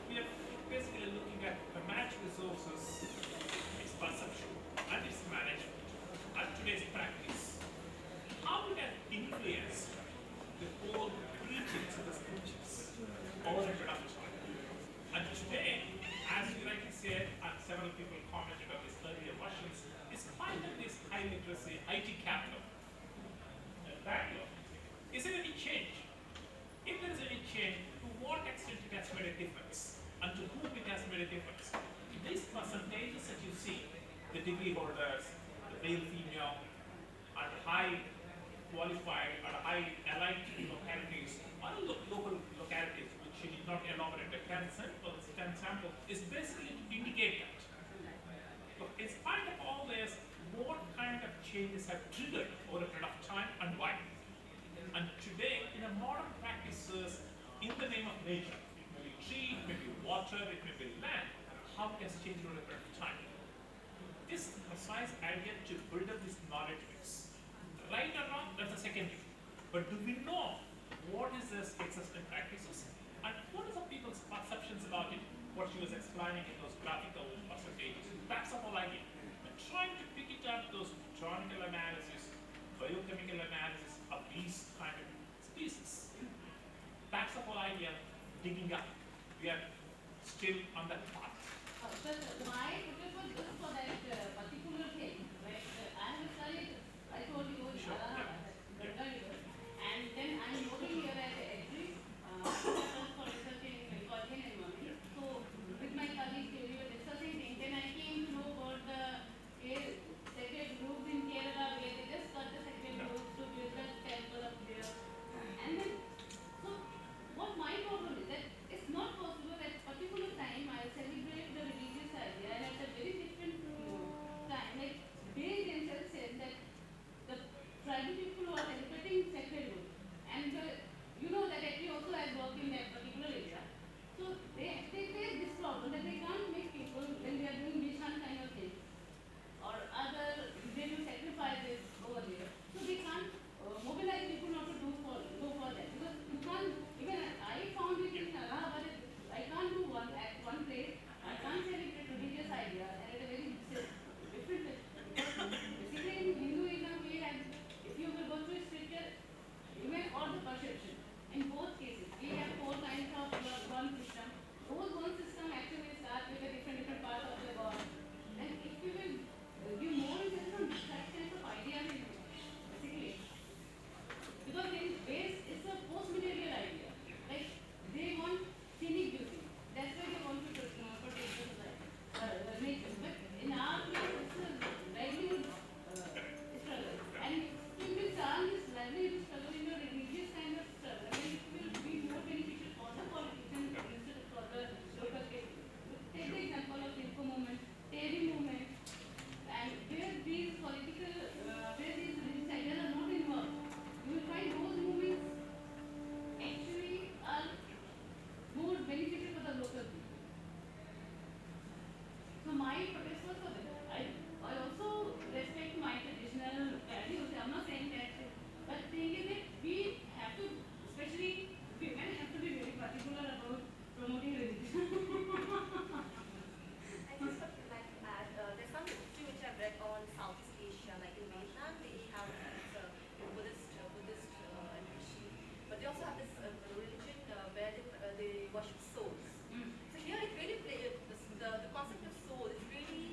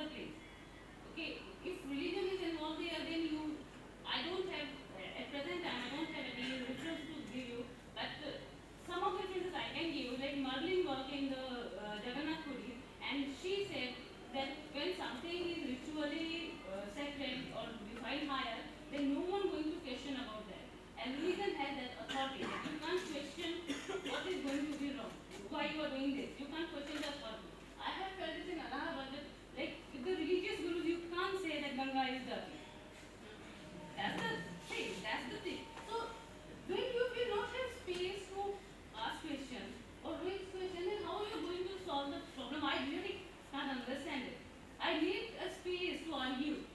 My whole statement is that I need a space to argue. And if you are going to celebrate in that way, then you are just cutting down your own space to But argue. it could be actually that you cause the problem when it's can go both ways, right? I mean, on the one hand, I can understand what you're saying. If something is dirty for real and polluted and you need to clean it up, then you need to be able to question the discourse, whether it allows you to, in fact, identify a problem. In this other case, you have a benefit. And if you have to desacralize it, you may take away its power. And so it can work in both directions. There is no one single answer, to those kinds of problems. You have to look at them in their local context. So I'm not saying that just you desacralize the thing. I'm not saying that you start with citing people who are worshipping people. No, you don't start with citing. See, just saying don't do this, this is blind faith kind of thing, you're not going to get the target. Target is that make people more aware of the benefits of the thing.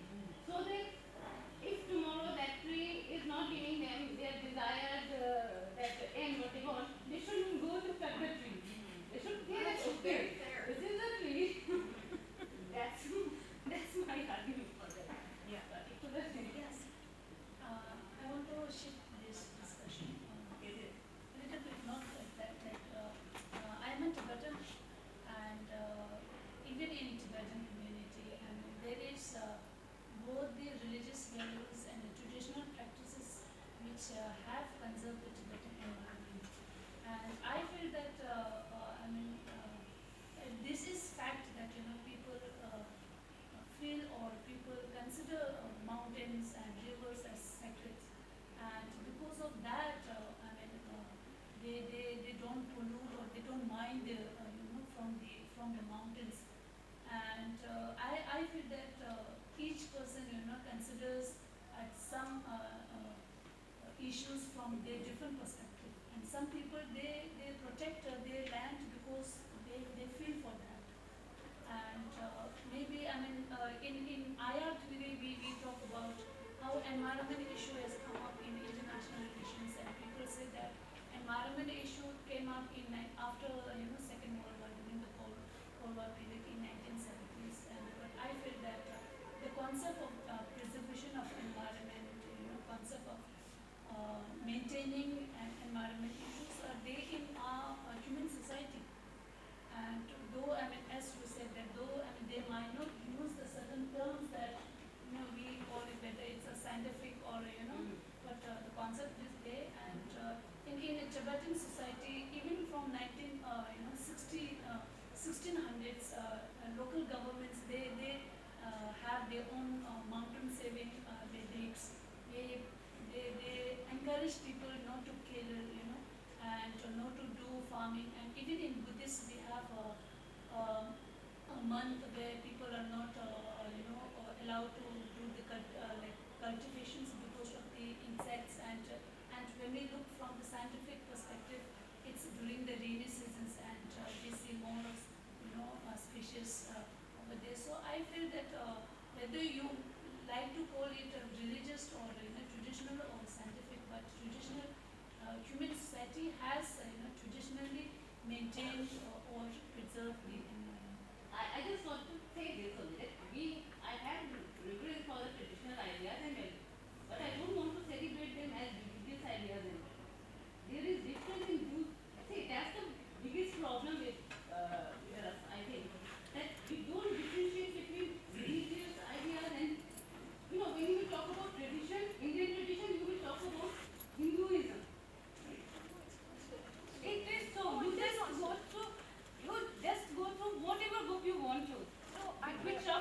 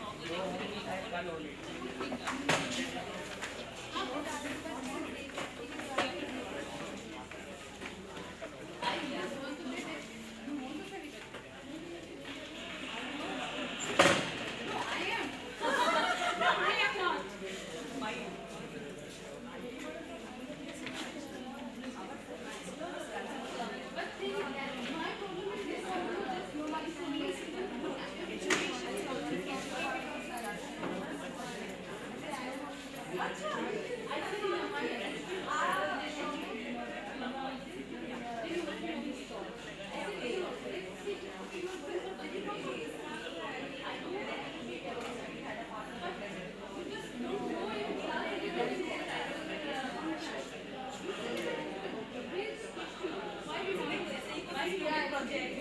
So, but they are living in Bangladesh. What Bangladesh experiencing? So, like, no, Bangladesh.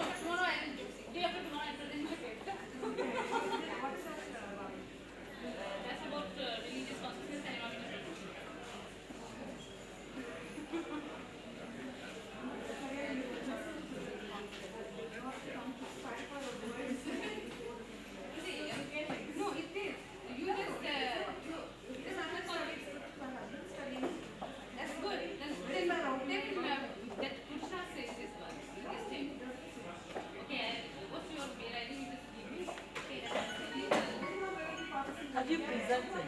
Yeah. I have also too. Huh? I have presented. You are the presentation? I have done so. Ah, okay, okay. But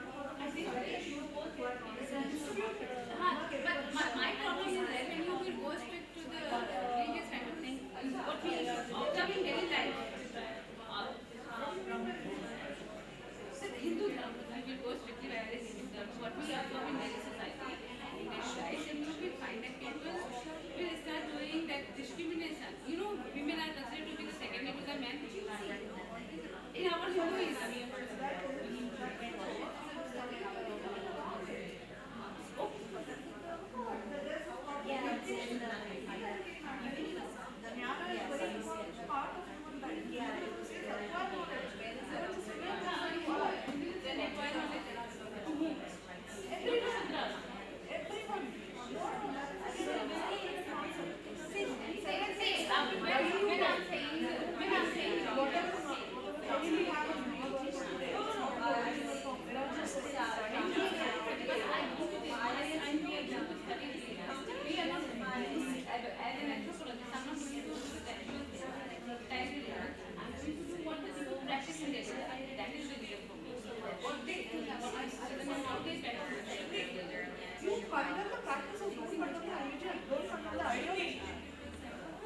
practices, you said practices, not religion.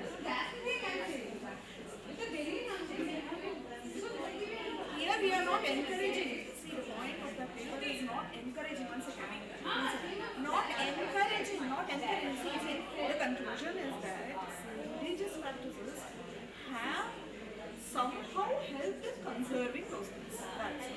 To some extent, religious practices. No, not religious practices, the practices, routine practices have helped in conservation of those plants. That's it. That's the conclusion of the paper. She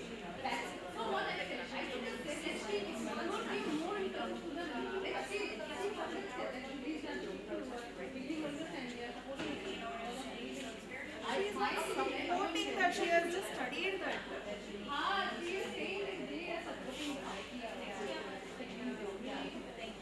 They have, to some extent, they are. They are doing this.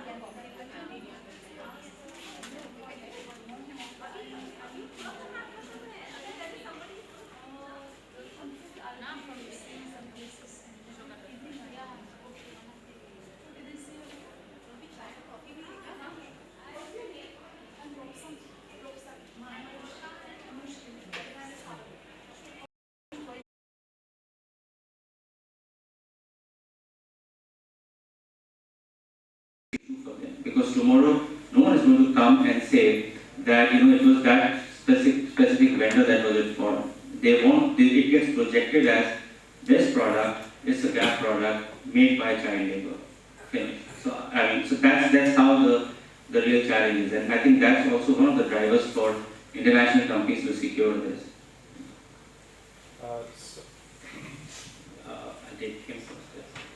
Well, it seems that sometimes to me that sustainability reports are similar to students learning. Some students are learning because they want to have good grades and appreciation of parents, and some students are learning because learning itself is fascinating and it has value itself.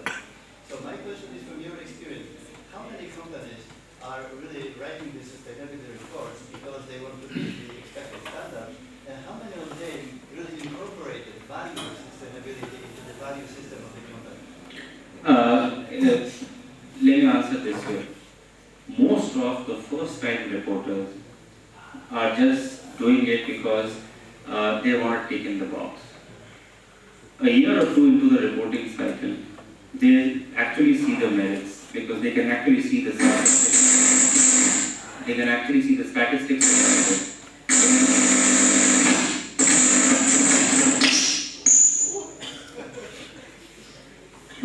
They can actually see the lost time injury statistics getting reduced. They can actually see some other parameters which are part of the reporting when you do a reporting. Accidents going down, for example. Then it gets into the appreciation mode on a genuine basis, and then say, I would say a third-year reporter, if he's really into it, you will see some changes on ground, right from corporate level to the shop floor level, really being implemented. So first-year reporters are generally because someone has actually pushed them and they just said, okay, fine, I'll report, and then please someone help me into reporting, and then that's how they do it. But second or third year into the reporting cycle, we see that people actually taking it up on actual practice perspective. So what my question is, actually I find sustainability is a very important issue considering the future of the world.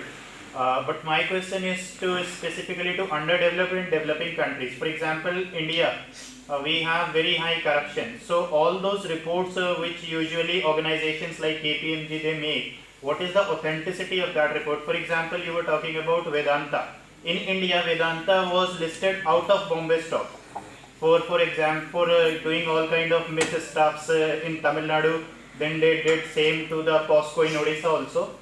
So, how do you check the authenticity of those reports?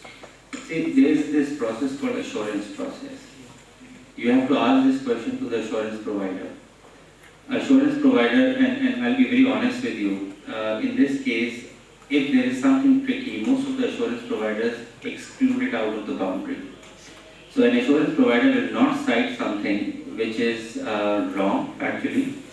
But if there is something wrong, he or maybe the company might push the assurance provider to exclude it out of the boundary. Now it's for the stakeholders, for the readers of the report to assess that. As I said, if I am a reader of a British Petroleum report and if I see the Gulf of Mexico still missing, I'm not happy with that report. There are a lot of these forums wherein you get the reports assessed, and there are a lot of these comments which happen, and the reports are rated. Reporting is not the end. You have multiple forums wherein these reports are assessed and all. If a company is not disclosing something, there's been a discussion with ArcelorMittal as well at one point in time, POSCO as well. Everyone of them are facing these issues. The idea behind the disclosure is this: I did well on these fronts, I couldn't do well on these. For those I couldn't do well, I have this plan, and I'm trying to ensure that I'll do well hereafter. If you are, or for that matter, any company is killing themselves only if they do not disclose on the so-called negative aspects. So it's for the stakeholders to decide. But yes, there have been issues, and I'm not saying for the sake of putting KPMG on a high note, but yes, there have been instances wherein when we were doing assurance, we had put in some questions and some comments on the, say for example, the governance structure of that company. We have had discussions with the company, and they say that you're putting in. We said we'll put in a better comment next year if we see that these are the aspects which have been taken care of. But again, a responsible assurance provider should ensure that positives or negatives should be reflected in the assurance statement. We're going to move on. We have our set call queued up, so I'm going to go. I wanted to check, do you need to be leaving right away? I would prefer to leave, yeah, because I have to drive all the way to Delhi. Right, so I'm glad we were able to get a few questions in for Mr. Ahmad, and I appreciate your flexibility because we started an hour. No problem. later. So thank you for your time. I think it's just one. Good one. I will start with one. Sure. You see, question has been raised about POSCO. Now, POSCO has displaced so many families. They have acquired more than 2,000 acres of land. They have displaced people from their traditional livelihood. They have not found an alternate livelihood strategy for their rehabilitation. In the same POSCO area, there were also other sustainability aspects. Like you see POSCO and other industries, they are supposed to give a satisfactory environment sustainability, social sustainability. It was not given by POSCO. Then government had a missionary that it sent a team of officials to find out whether actually you see environmental sustainability has been ensured or not. Then it was found it was not ensured. And due to Government of India's intervention, you see, POSCO was compelled, though that was not satisfactory, to give environmental sustainable report. Now, giving this as an example, that when you say that for CSR, 2% of the amount is allocated, then unless and until, because you see, POSCO is as corrupt as any other Indian kind of company. And therefore, if there is no kind of government's machinery to ensure that this 2% is actually utilized for the sustainability of the affected people, then you see the law may be in place, but the implementation may not be in place. And therefore, don't you think that a mechanism is needed to ensure that, because in India, except for Tata, perhaps all others have violated the CSR promises. What would you Yeah, so a mechanism has already been developed because, I'm sorry, due to the shortage of time, I would have been happy to share with the mechanism itself because we were very closely involved with IICA. You were talking about, I think you had raised a very good point because that's something which was there in the initial discussions. 2% of my PAT, I have to put it to CSR. I am a CEO of a company. I'll have an NGO registered in the name of my wife. I'll have all the money diverted. On rules, it's fine.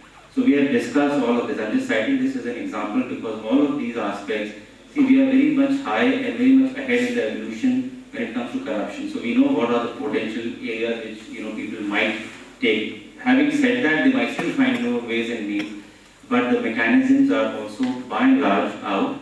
Just 2 days back, the rules have been also released by IICA. All these aspects which are related to some of the companies behaving irresponsibly when it comes to the 2% spend have been by and large taken care of. And also the fact that what are the sectors that they can invest. That also has been delineated. So education, healthcare, community development, water and sanitation, watershed development.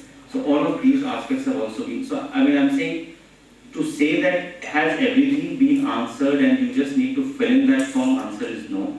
But yes, a lot of these things have been, at least an effort has been made to regulate these. I think a year or two down the line, there will be a need to recalibrate that because obviously it's the first year. Let's see how this initiative is going as per the intended intention or going off the mark. Then we will probably need to bring it back into that where the real intention was. But at the start, I think a reasonable amount of homework has been done to ensure that it doesn't really go real off the mark because it's going to be a huge amount released by way of this 2%, huge amount. I'm basing on the figure, but thousands of crores. So that's the kind of amount. So you need to be sure that that amount goes to a good use. No, I'm afraid we're going to have to move on, so thank you for some tough questions, and thank you for fielding some tough questions very honestly. Thank you so much. Thank you.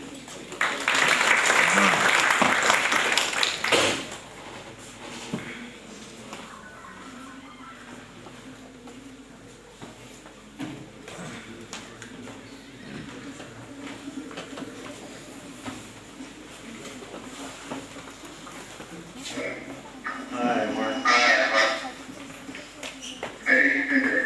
Here's how we're going to do it. I've got to hook up our video. Give me 1 second.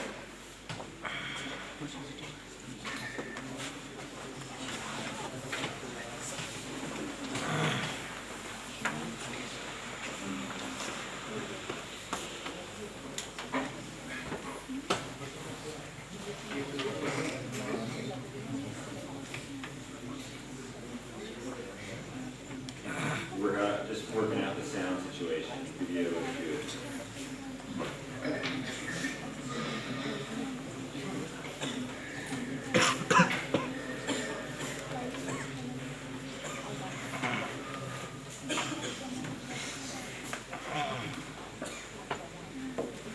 So as I messaged you just a few moments ago, we just had a speaker from KPMG talking about some of the corporate sustainability reporting practices. I can feel it's tough questions. I think it's going to be a nice segue into your talk, and I'll go ahead and begin to introduce Mark. Even though they can't see you right now, I can see you. I'm going to introduce you. Our tech support guys are working on getting the video pushed back up, so we'll be good to go. Thanks, Mike. Good to hear. You're running a little bit late.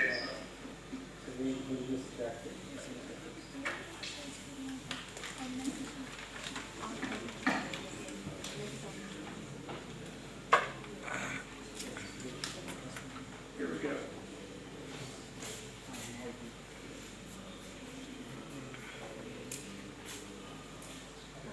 Okay. Now, actually, what I'm going to do, Mark, is I'm going to turn the video off on our end because we don't really need that. And then we should be ready to go. All these introductions have to be ready to go. Okay, so, yes, this is Professor Mark Ventresca, an economic sociologist on the Strategy, Innovation, and Marketing faculty at the Saïd Business School, University of Oxford. And what I was going to say is that I think this is going to be a very nice transition from our previous speaker to you because whereas Mr. Ahmad comes right out of corporate consulting, strictly in the private sector, from what I understand, your work really straddles academic research and the private sector. And then our final speaker after you is going to be, I think, more fully on the academic side. So it's going to be a nice transition. So we've asked Mark to give us some words about the work that he does. He's got some slides. So I'm going to transition through the slides as he cues me. And we'll try to work it out so that the video stays up as well while we're looking at the slides. Okay, take it away, Mark.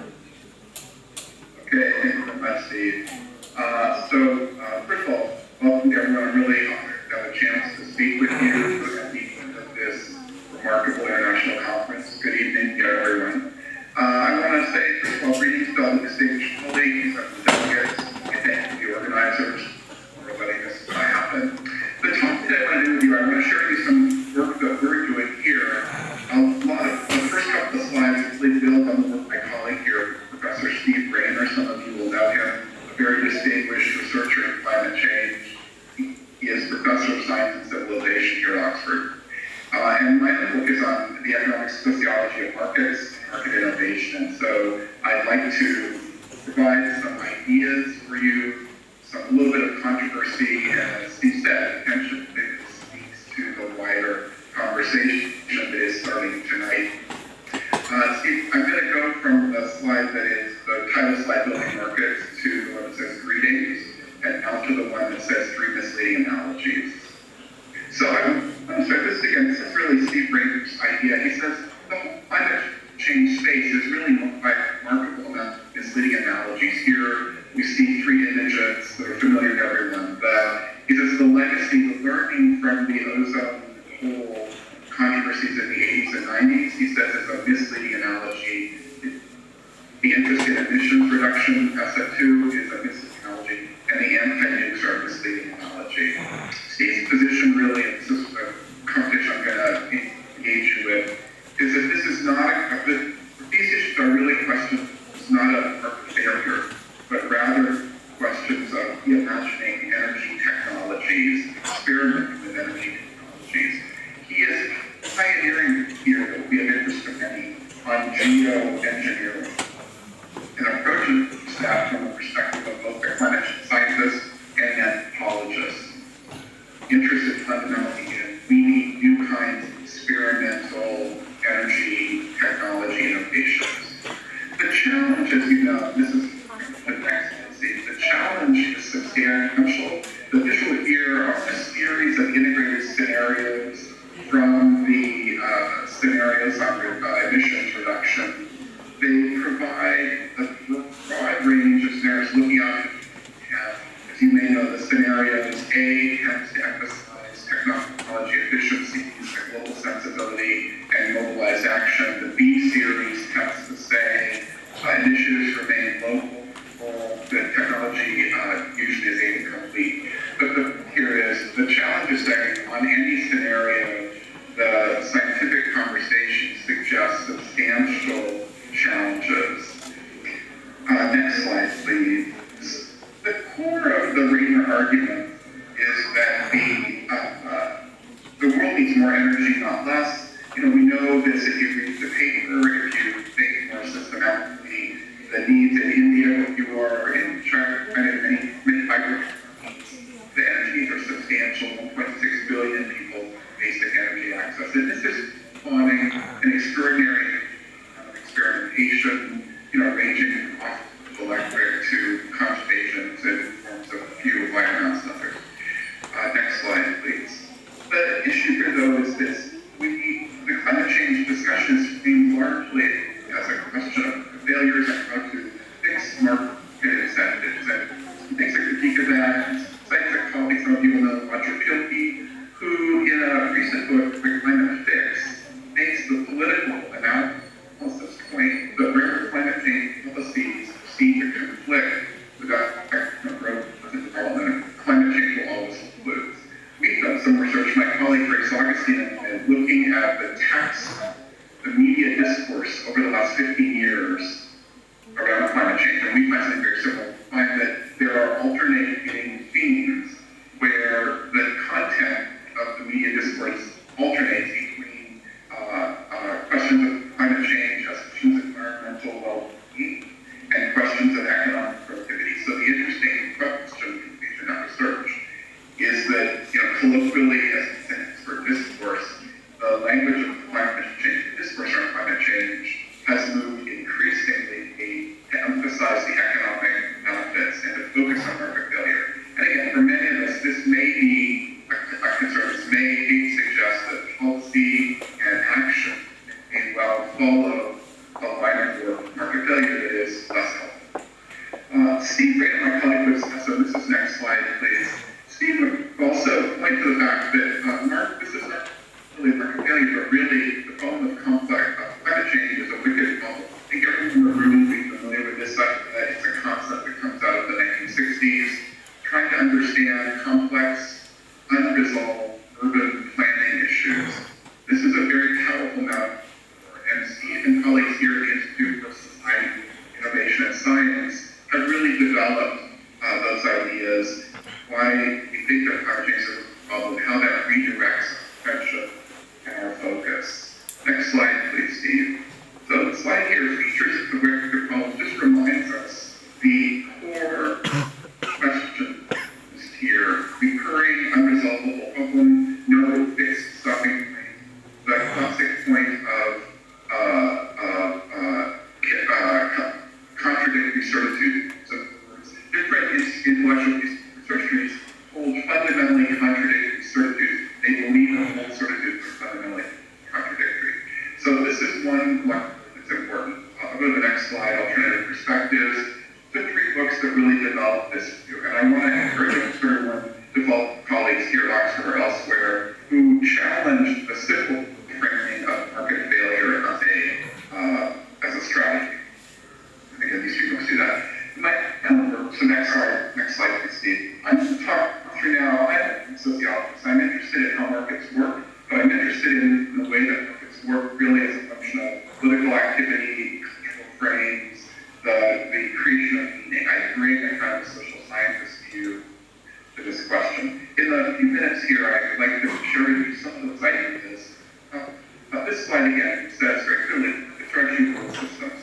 start from the conventions of traditional economics, markets are rule systems and networks and conventions. The quotes up on the board that you can see on the slide underscore this idea that a number of economic historians, a number of colleagues in economics are increasingly talking this language of markets of specific institutional that comprise rules and conventions that facilitate large-scale transformation, voluntary transfers of markets. This is at the heart of the market later argument. It's at the heart of the imagining. Next slide, please. I'm going to talk a little bit about institutional conceptions of markets. Very quickly, this reminds us that markets are in fact systems of economic exchange. They're also systems of meaning. And we did some interesting questions around how you build markets. Steve, if we can go past the next two slides and come to the slide that says building large-scale technology systems. I'm just going to move through the slides. Okay, got it. Yeah, the claim here, the interesting claim for our purposes, I think, is that markets as failing, they were really through the kind of concerted activities of entrepreneurs, state actors, institutional people, and so market kinds. I direct your attention here to this notion, how, look, some of you will know, Thomas Hughes, an historian of technology, he wrote a wonderful book called Maps of Power, where he chronicles the comparative development of large-scale electricity systems in the late 19th century or late 20th century. Hughes is a meticulous cultural and political historian who helps us understand something powerful about how ideas become impactful. How they go, ideas like electricity go from being an invention actually beginning to have impact in the world, innovations. His argument, which I will just very briefly mention, is that this work is about entrepreneurs, and so it is about systems. It's about to imagine alternative infrastructure, alternative financing capabilities, and often use to provide weak networks to accomplish. So system building is a concept that is important in our work. We've developed this idea. I'll say about that in just a moment. In the case of Amazon, Peru. But the idea of system building here, if we go to the next slide, system building activity. This process is from an idea, went from an idea to an attack, require not only different kinds of skill sets, but different kinds of imaginations. He lays out 5 standard moments in this process. Inventions, development, when you begin to push the invention into the fuller activity of innovation. Then to innovation, when the idea has impact. Then to tech transfer, we call tech transfer, when idea that in specific implementation in different industries. And then growth, semiconductor capacity, and commercialization. We use this idea of system building, try to understand how local markets are built. Particularly in the case, I have 3 cases, I'm only going to talk about one of them today. The 3 cases, though, are really Amazon, in Ruby and Amazon, Red Custom Initiatives, communities. Second is building an inclusive market in Bangladesh. And a third is some current work we're doing in Seattle, Washington, the U.S. on what we're calling Cascadia, building infrastructure to support conscious capitalism. Steve, if we go through the slide that says, sorry, which it's slide 19, original Amazon engagement. It's 2 slides more beyond the system builder slides. got it. Okay, so just very briefly, I know your time is precious, so I won't go at great length. The Amazon case, we've worked on a series of communities in the Amazon where one of their asset holders of natural rights, water, timber, land, they're interested as part of the RED Plus, the global discourse on reductions in deforestation and forest degradation. We have tried to understand how these local communities are creating markets for those assets. So this slide kind of chronicles the initial engagement of all the ecosystem services markets, that is building markets for ecosystems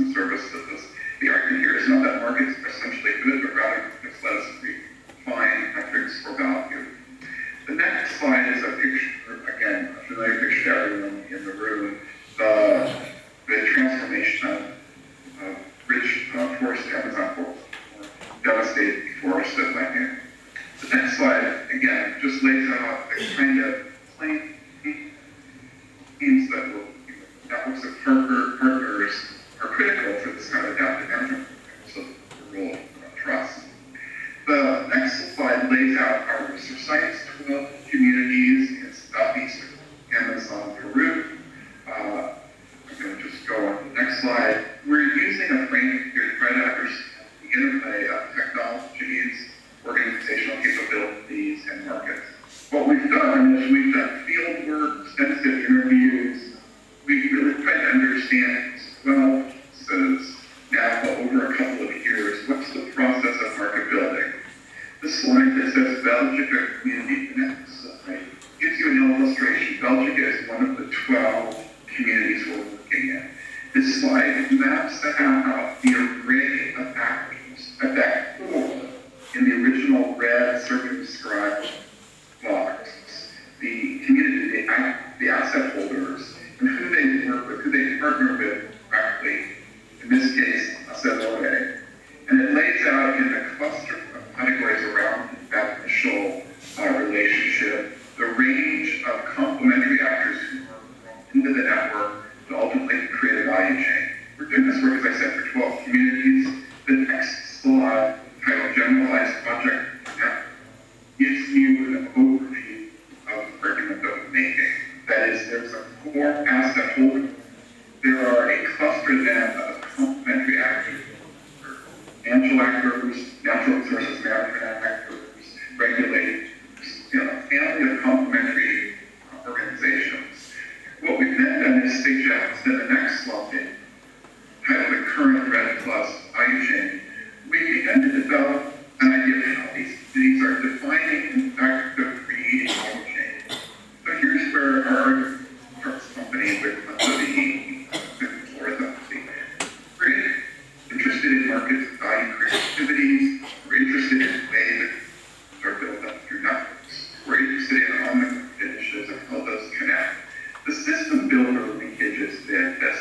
There are often in each of these communities actors who span a community, colleagues in Cusco, Lima, colleagues who go and venture to international agencies. They use the emerging carbon financial markets.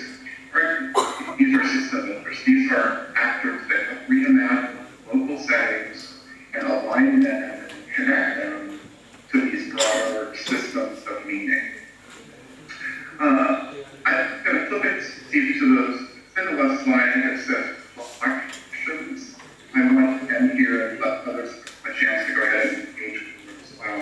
The reflection side simply says this. My colleague Seabrand and others argued market failures among inventory had they argued for wicked problems and a focus on energy technologies rapidly motivating ethics implementation. I'm very sympathetic to that, and I go in a slightly different direction in this talk and in my book. I'm arguing for really understanding in terms of economic sociology, in terms of patterns of network. That is, the kinds of applies that in fact connect local initiatives with global. I'm skeptical of top-down methods. I'm skeptical of the governance issues that come up. Rather, I'm interested in how local communities build meaningful alternatives. The cases I did talk about, Peru and Cascadia in Seattle, I'm happy to speak to people about, happy to have your emails and exchange ideas.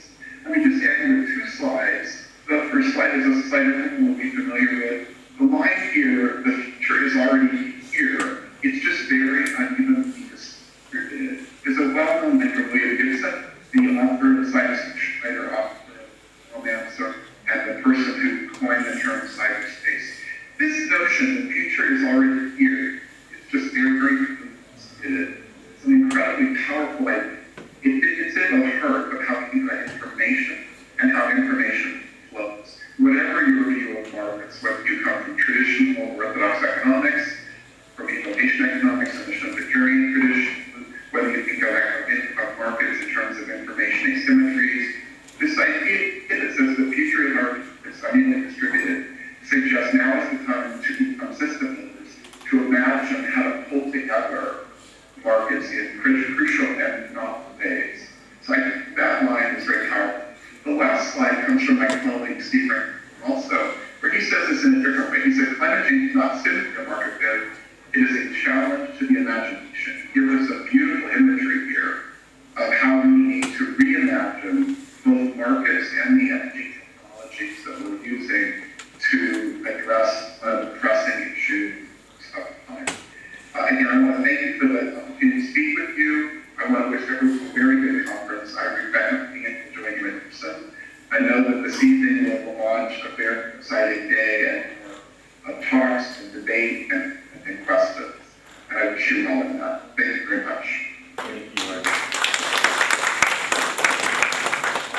Thank you very much. I like your good eye. So free to stay. Thank you so much for your flexibility, and your words were very appreciated. Thank you.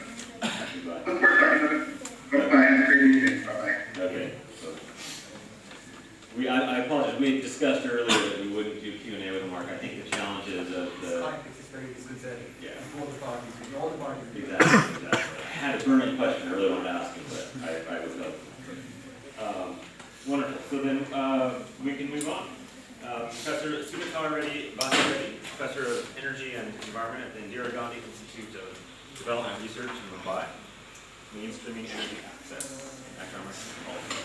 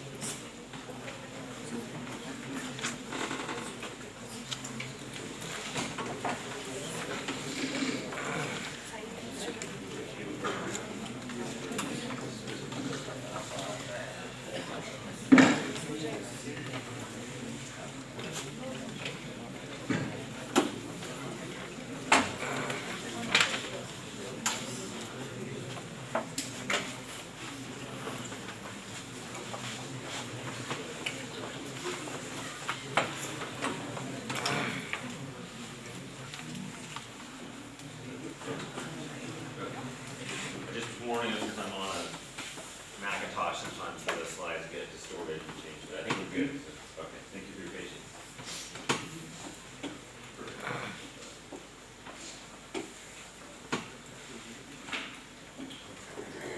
Friends, the topic of my presentation is mainstreaming energy access, the economic and policy framework. Energy access, what I meant was access to modern energy services, that is gaseous fuel for cooking and electricity for lighting. I understand when the Britishers were leaving India, one of its tribes asked Mohandas Karamchand Gandhi rather sarcastically, Mr. Gandhi, how much time do you think that India will reach the standard of living of Britain? Quick came reply from the Mahatma.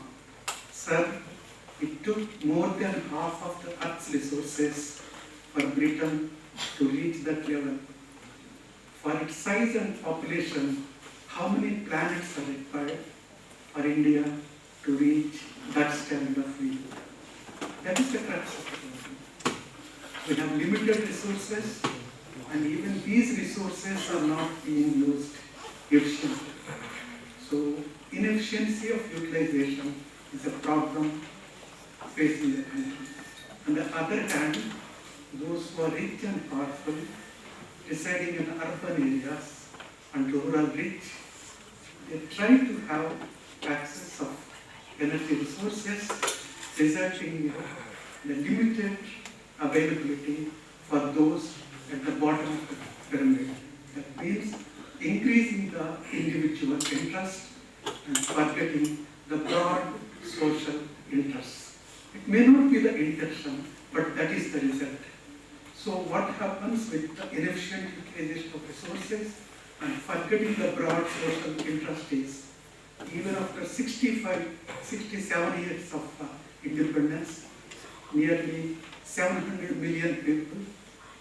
They cook with biomass fuels with efficiency of as low as 10%, and nearly 400 million people, they don't have electricity, and 500 million people have unreliable supply of electricity. This is the problem. So what can be done? What are the reasons? I try to discuss.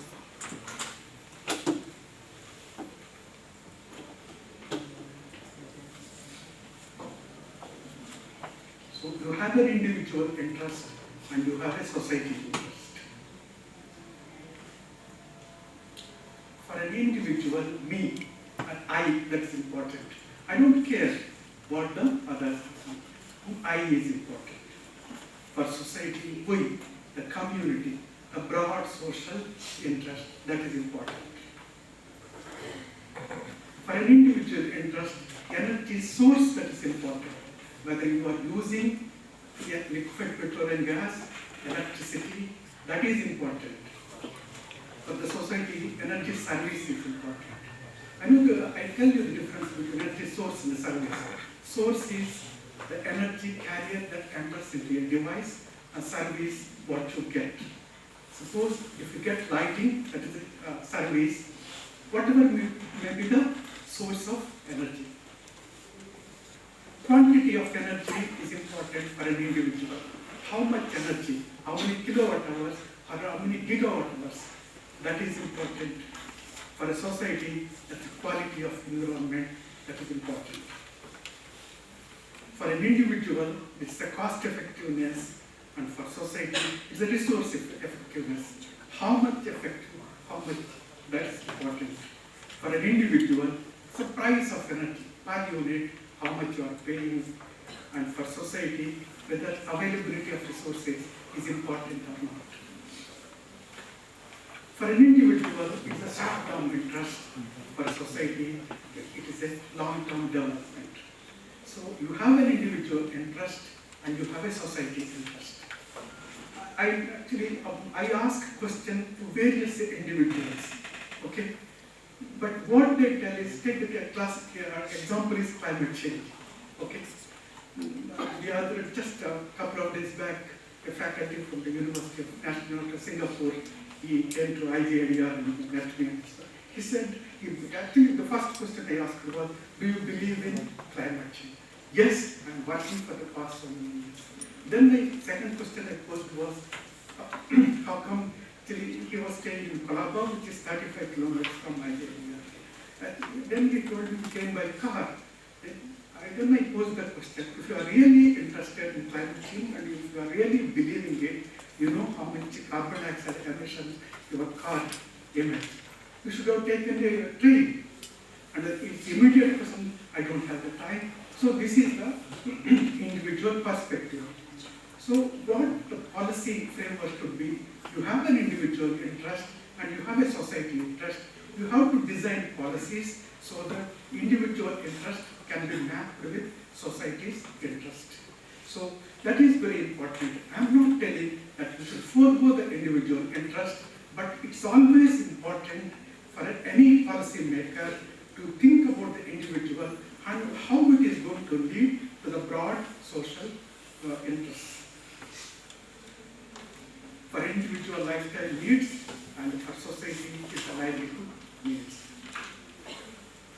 So this is actually an overview of energy.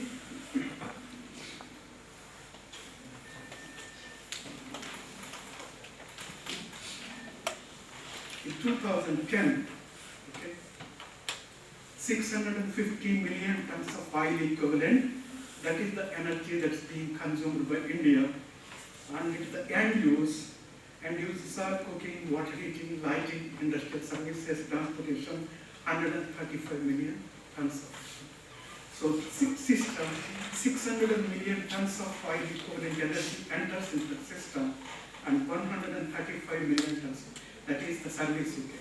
That means only 20 to 25% of the efficiencies, nearly 75% is waste.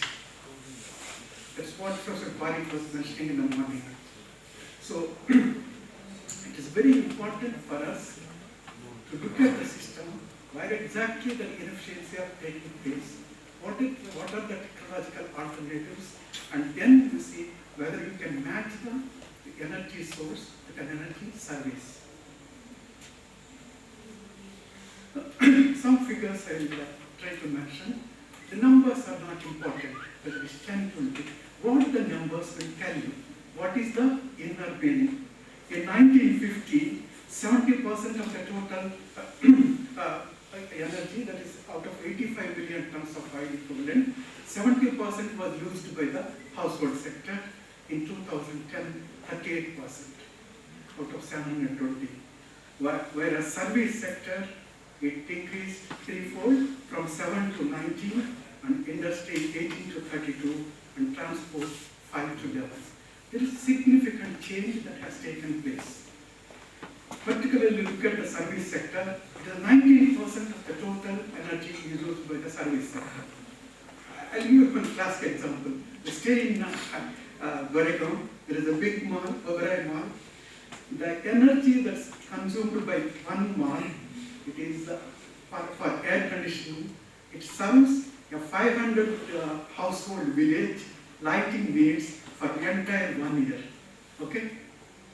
So that is the type of energy that is being consumed by malls. I do not think, whenever we meet in the planning commission, I pose this question. Have you at any time visualized the type of energy that is being consumed by malls? They said we have not thought about this issue at all. That's the problem. It's not intentional, but unintentionally, and that is the reason in rural areas, in developed states like Tamil Nadu, Andhra Pradesh, Karnataka, they are not getting nearly 10 hours per day.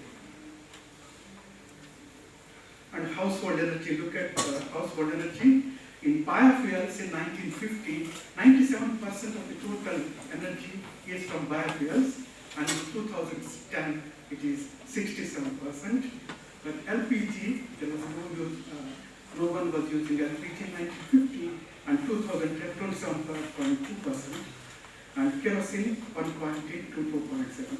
There is a shift from biofuels, okay, to non-renewable energy resources, particularly in household sector. There is an energy ladder which actually I have worked. With the increasing incomes, households tend to shift from one type of fuel to the other, from fuel wood to kerosene to LPG and electricity. So what is the energy accessibility indicators?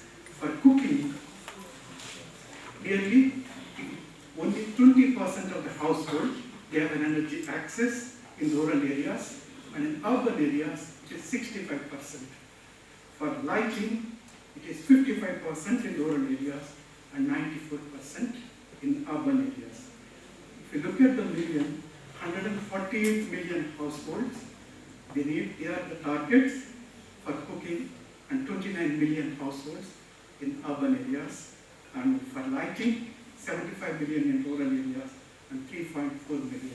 These are the target people who have to focus on how to reach the modern energy fuels, that is gaseous fuels for cooking and electricity for lighting.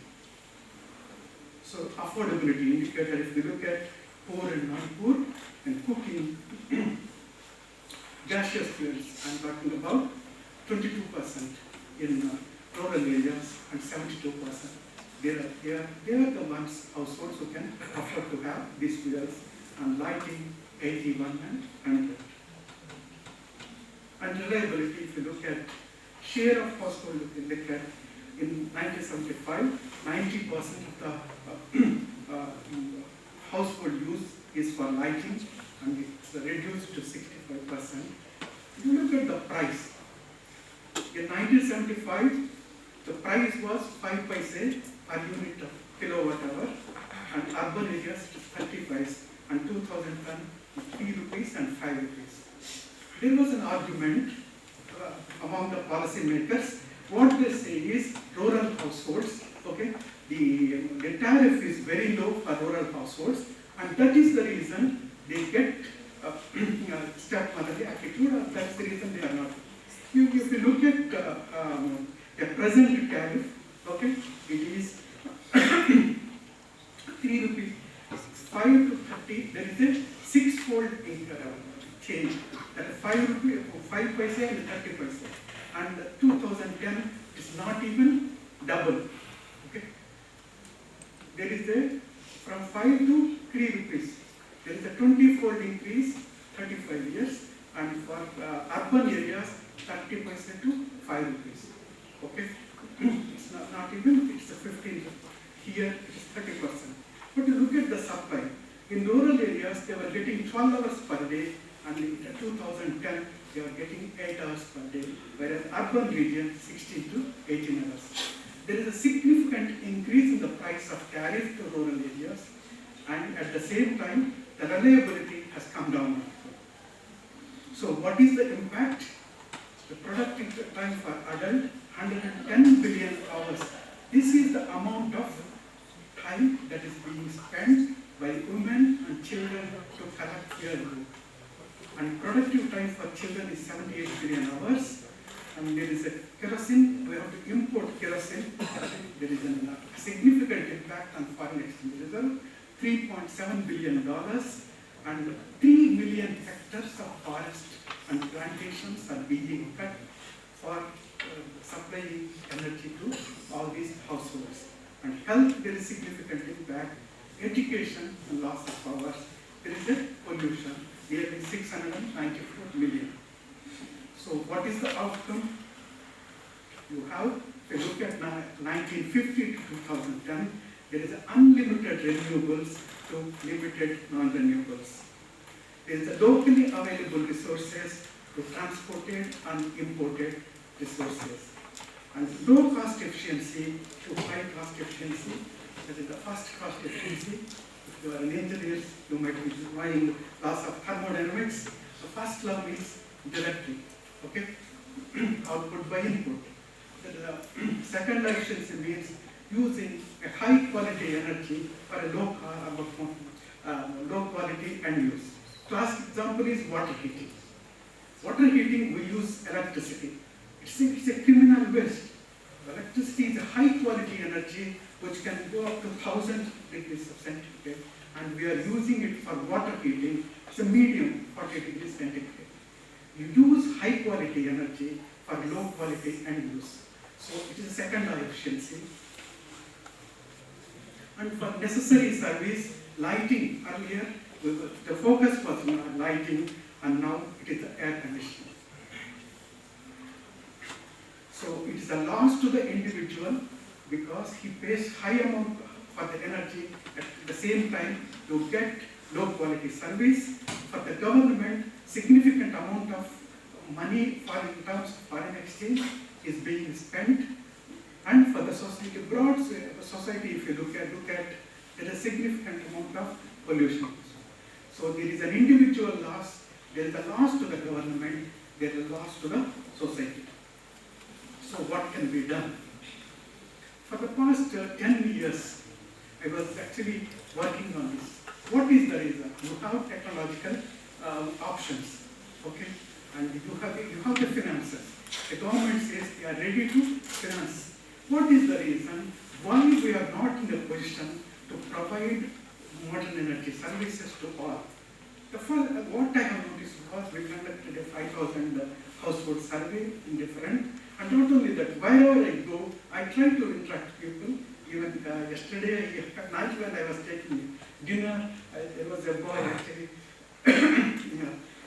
he actually provides waitress services. That's what he had told me. I asked him what actually about his energy usage and so on. I try to interact. One thing what I have noticed was there should be a change in the attitudes and behaviors. Okay, we know the present system is inefficient. You have to change the system.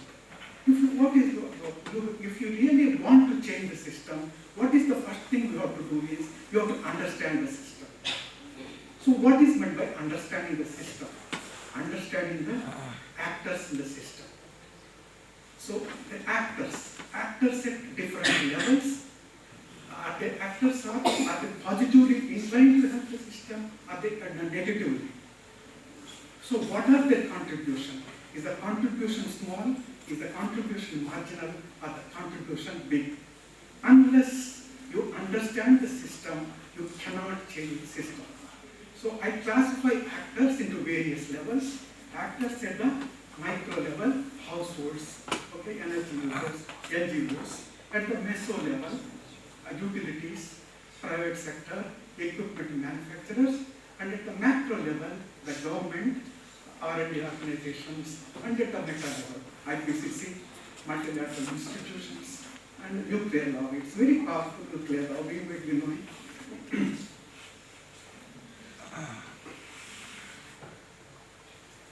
So the first actors at the micro level, households. Why I interacted with households? They are actually ignorant. They do not know what is an efficient technology. They do not know why the technology is available. They do not know how much does it cost. They do not know how much does it benefit. Ignorant. And the second type of households are, even though they know about this, they cannot afford. Poor. And the third type of households are, they know about the technologies, they can afford to have the technologies, they are indifferent. When I was doing survey in Bangalore, it was from a thesis, 1,000 household surveys. One big Bangalore I used to visit, and they have all the incandescent lamp. So I used to, sir, they can afford to have incandescent, I used to have incandescent compact goods and lamps. He said, what is there? I can afford it. This is an indifference. Okay, he does not think about the broad how much energy he can. So this is the problem, ignorant, indifferent.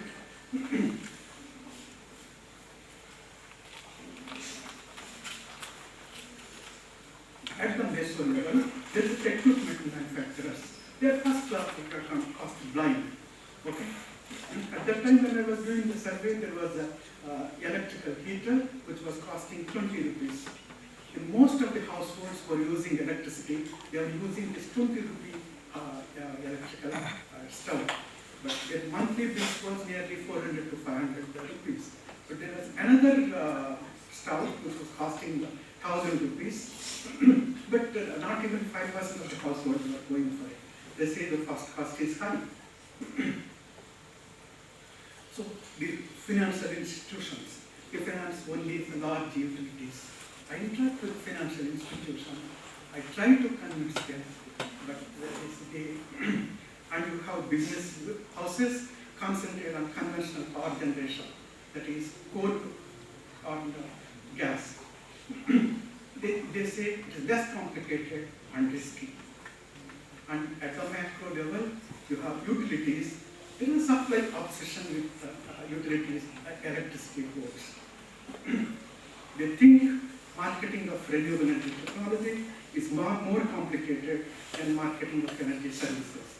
One thing I can tell you is in 1980s, when I was doing PhD at the University of Science, there was a Kaiga nuclear plant in Karnataka, 210 megawatt power plant. The government wanted to establish it.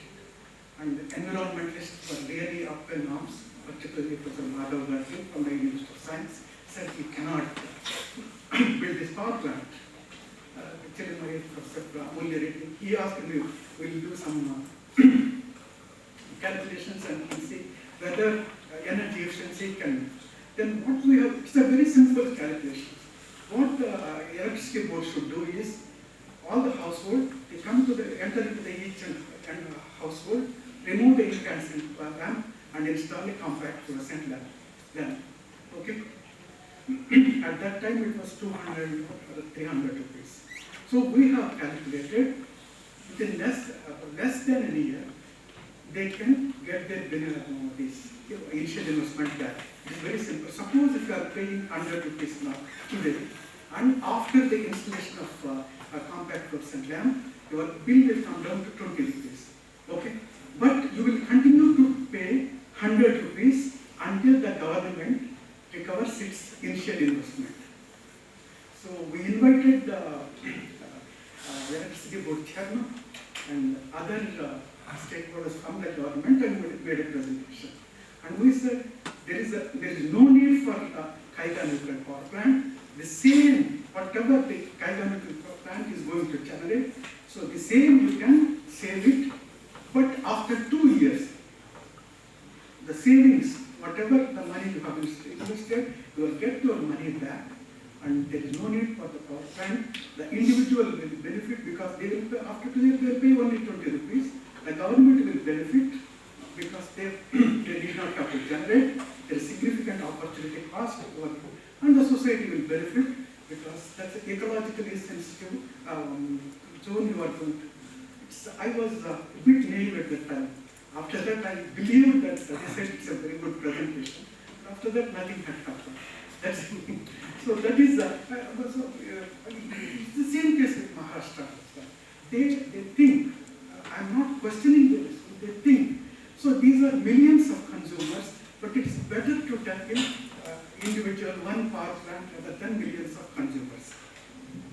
So the government lack political will to reform and insufficient public investment support expansion of service to the poor. And it is very, whenever I go ask for a fund, particular Department of Science and Technology, for style, they say, oh, Reddy, why do you want this one? If you want to work on nuclear energy, we'll give you. So I'm not interested in nuclear energy, sir. I want to work in this renewable energy technology. That is the general mindset. They really, I interacted with them, they really believe this is the solution. Okay, I indirectly give it, sir, why don't you talk to the stakeholders, what exactly they want? One more thing I just wanted to tell you is about the households. There is a gender dimension. In 1970s, the biogas plants, okay, I was just entered into the college, there was a 75% subsidy for the biogas plant. And the government actually wanted to increase the diffusion of biogas plant. And I am from a village. I told everyone, see, so much money actually you are spending on it, it's actually, it's not efficient and the trees are being cut. Let us all get the bank loans. Not even a single household came forward to install a biogas plant. Even I could not convince my father also. They were not ready. And I asked him, what is the reason? Not even a single person was coming forward and said, this is the reason. And actually, recently, I have realized, the reason is, you might be knowing, isn't it? Biogas, how it is generated. Daily morning, okay, the head of the household, he has to bring the powder and make a slurry, and it's literally 1 or 2 hours. That's a dirty work. And he has to do it. And who is going to benefit? His wife. Actually, I did not. And actually, after that one, I asked my father, do you really think? Immediately he could not tell me, yes, that might be the reason. That's what actually he said. It's a couple of hours, dirty work every day. Then I interacted with others. It's not intentional. In their heart of hearts, a couple of days dirty work and you do it, and they may like their houses, but this is the truth. This is the truth. I interacted and they said yes. So what can be done? How to shift the policy focus. The households led us to innovators. There's capacity building. You cannot actually, I think James was mentioning about in the morning about social entrepreneurship. I interacted with villagers. I'm not actually romanticizing anything rural this one, but I listen to IIM graduates and I listen to villagers. Okay, the type of innovation they talk about. If you provide incentives, financial incentives, and this one, there is so much entrepreneurship in villages. So they need capacity building, so information, education and training, and mailing and newspapers, and entrepreneurs. It is the new link in actor chain, introduce entrepreneurs into the system, target millions of users to thousands of entrepreneurs. So business organizations that the tree merchants, ESCOs, service companies, equipment manufacturers, and private utilities.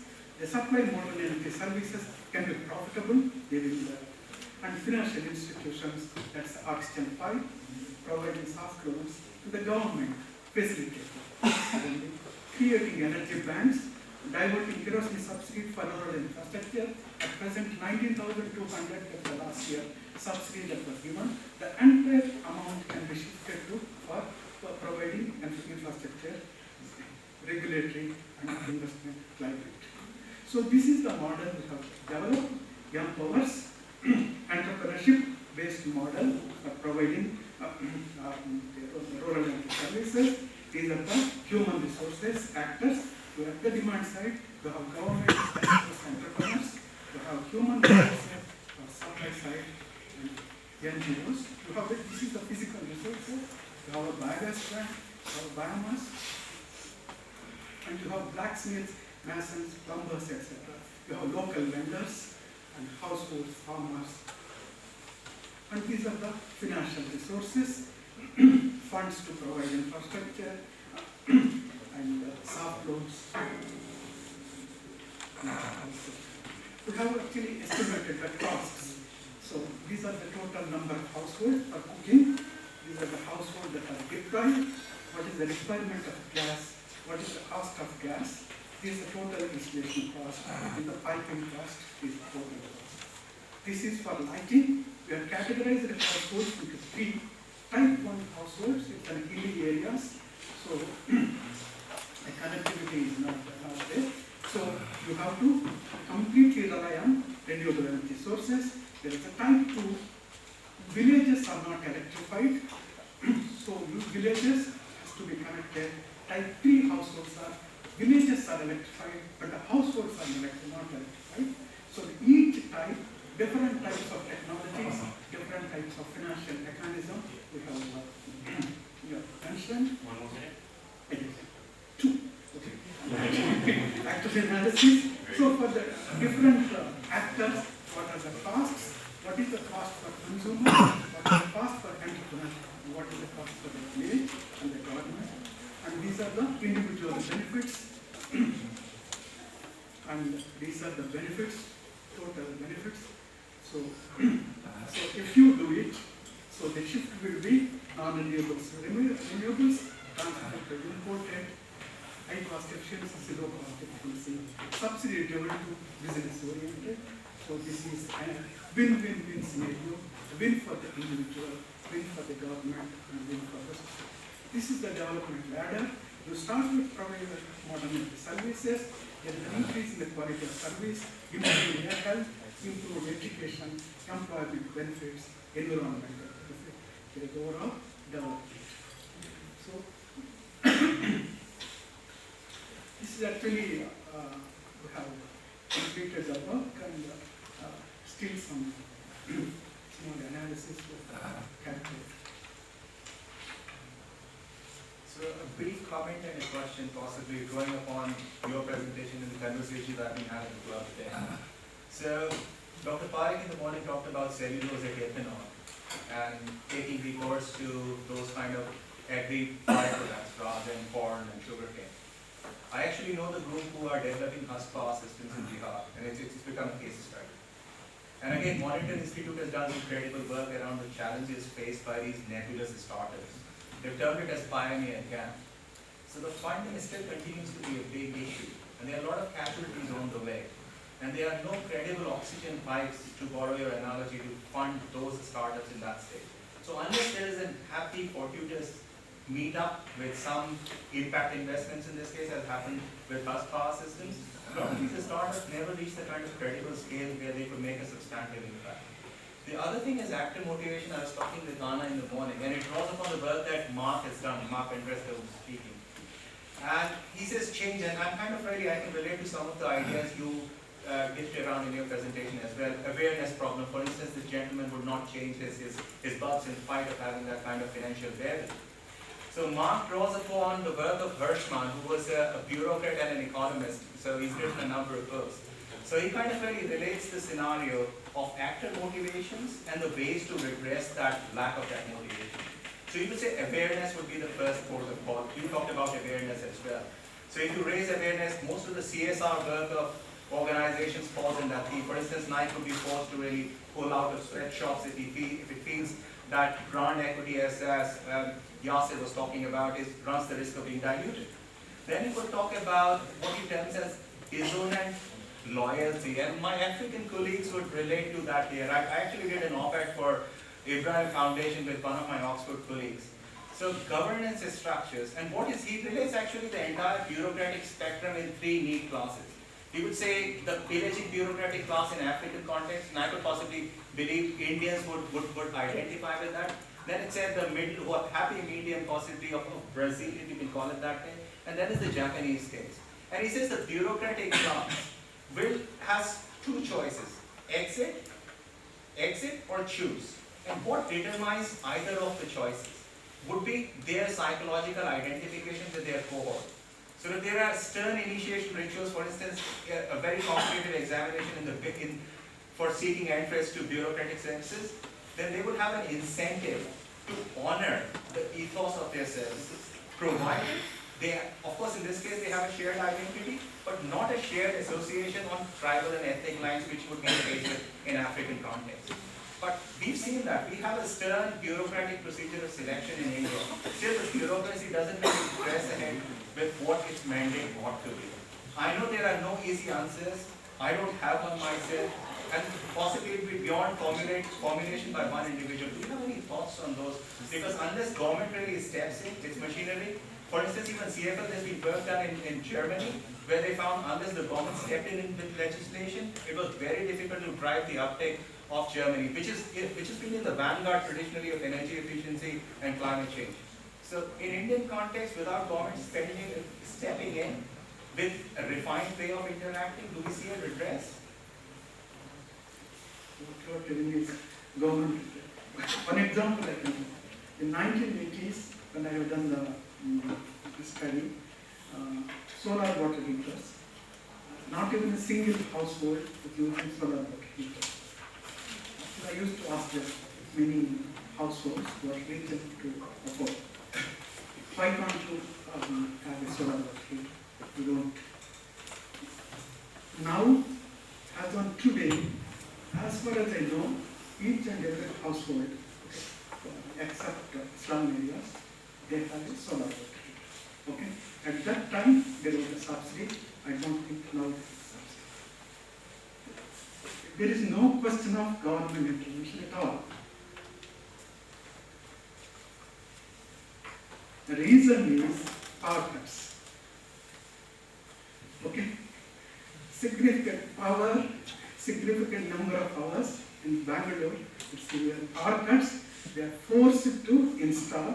The power cuts are not intended to install a solar water heater for the household, but it resulted in the solar water heater. Okay? Actually, we have done a study in 1980s and recently, what is the end use system? In 1980s, 20% of the total household electricity was for water heating. It is less than 10% now, 8% or something like that. There is no government intervention. It was implemented. I'm sorry. I think what I would like to propose, since we're going to be moving to dinner, is that maybe take up questions, additional questions you might have, if the professor ready, over dinner. Very provocative talk. I'd like to thank you. I'd like to thank all of you for bearing with us in a very long day. So we can go have refreshments, if you will. We'll have dinner. It should be ready now. And then at 9 o'clock there will be the cultural event in the auditorium. So tomorrow we'll get started on track. Breakfast should begin at 7:30 tomorrow. And then the first panel session at 8:45 will begin on time.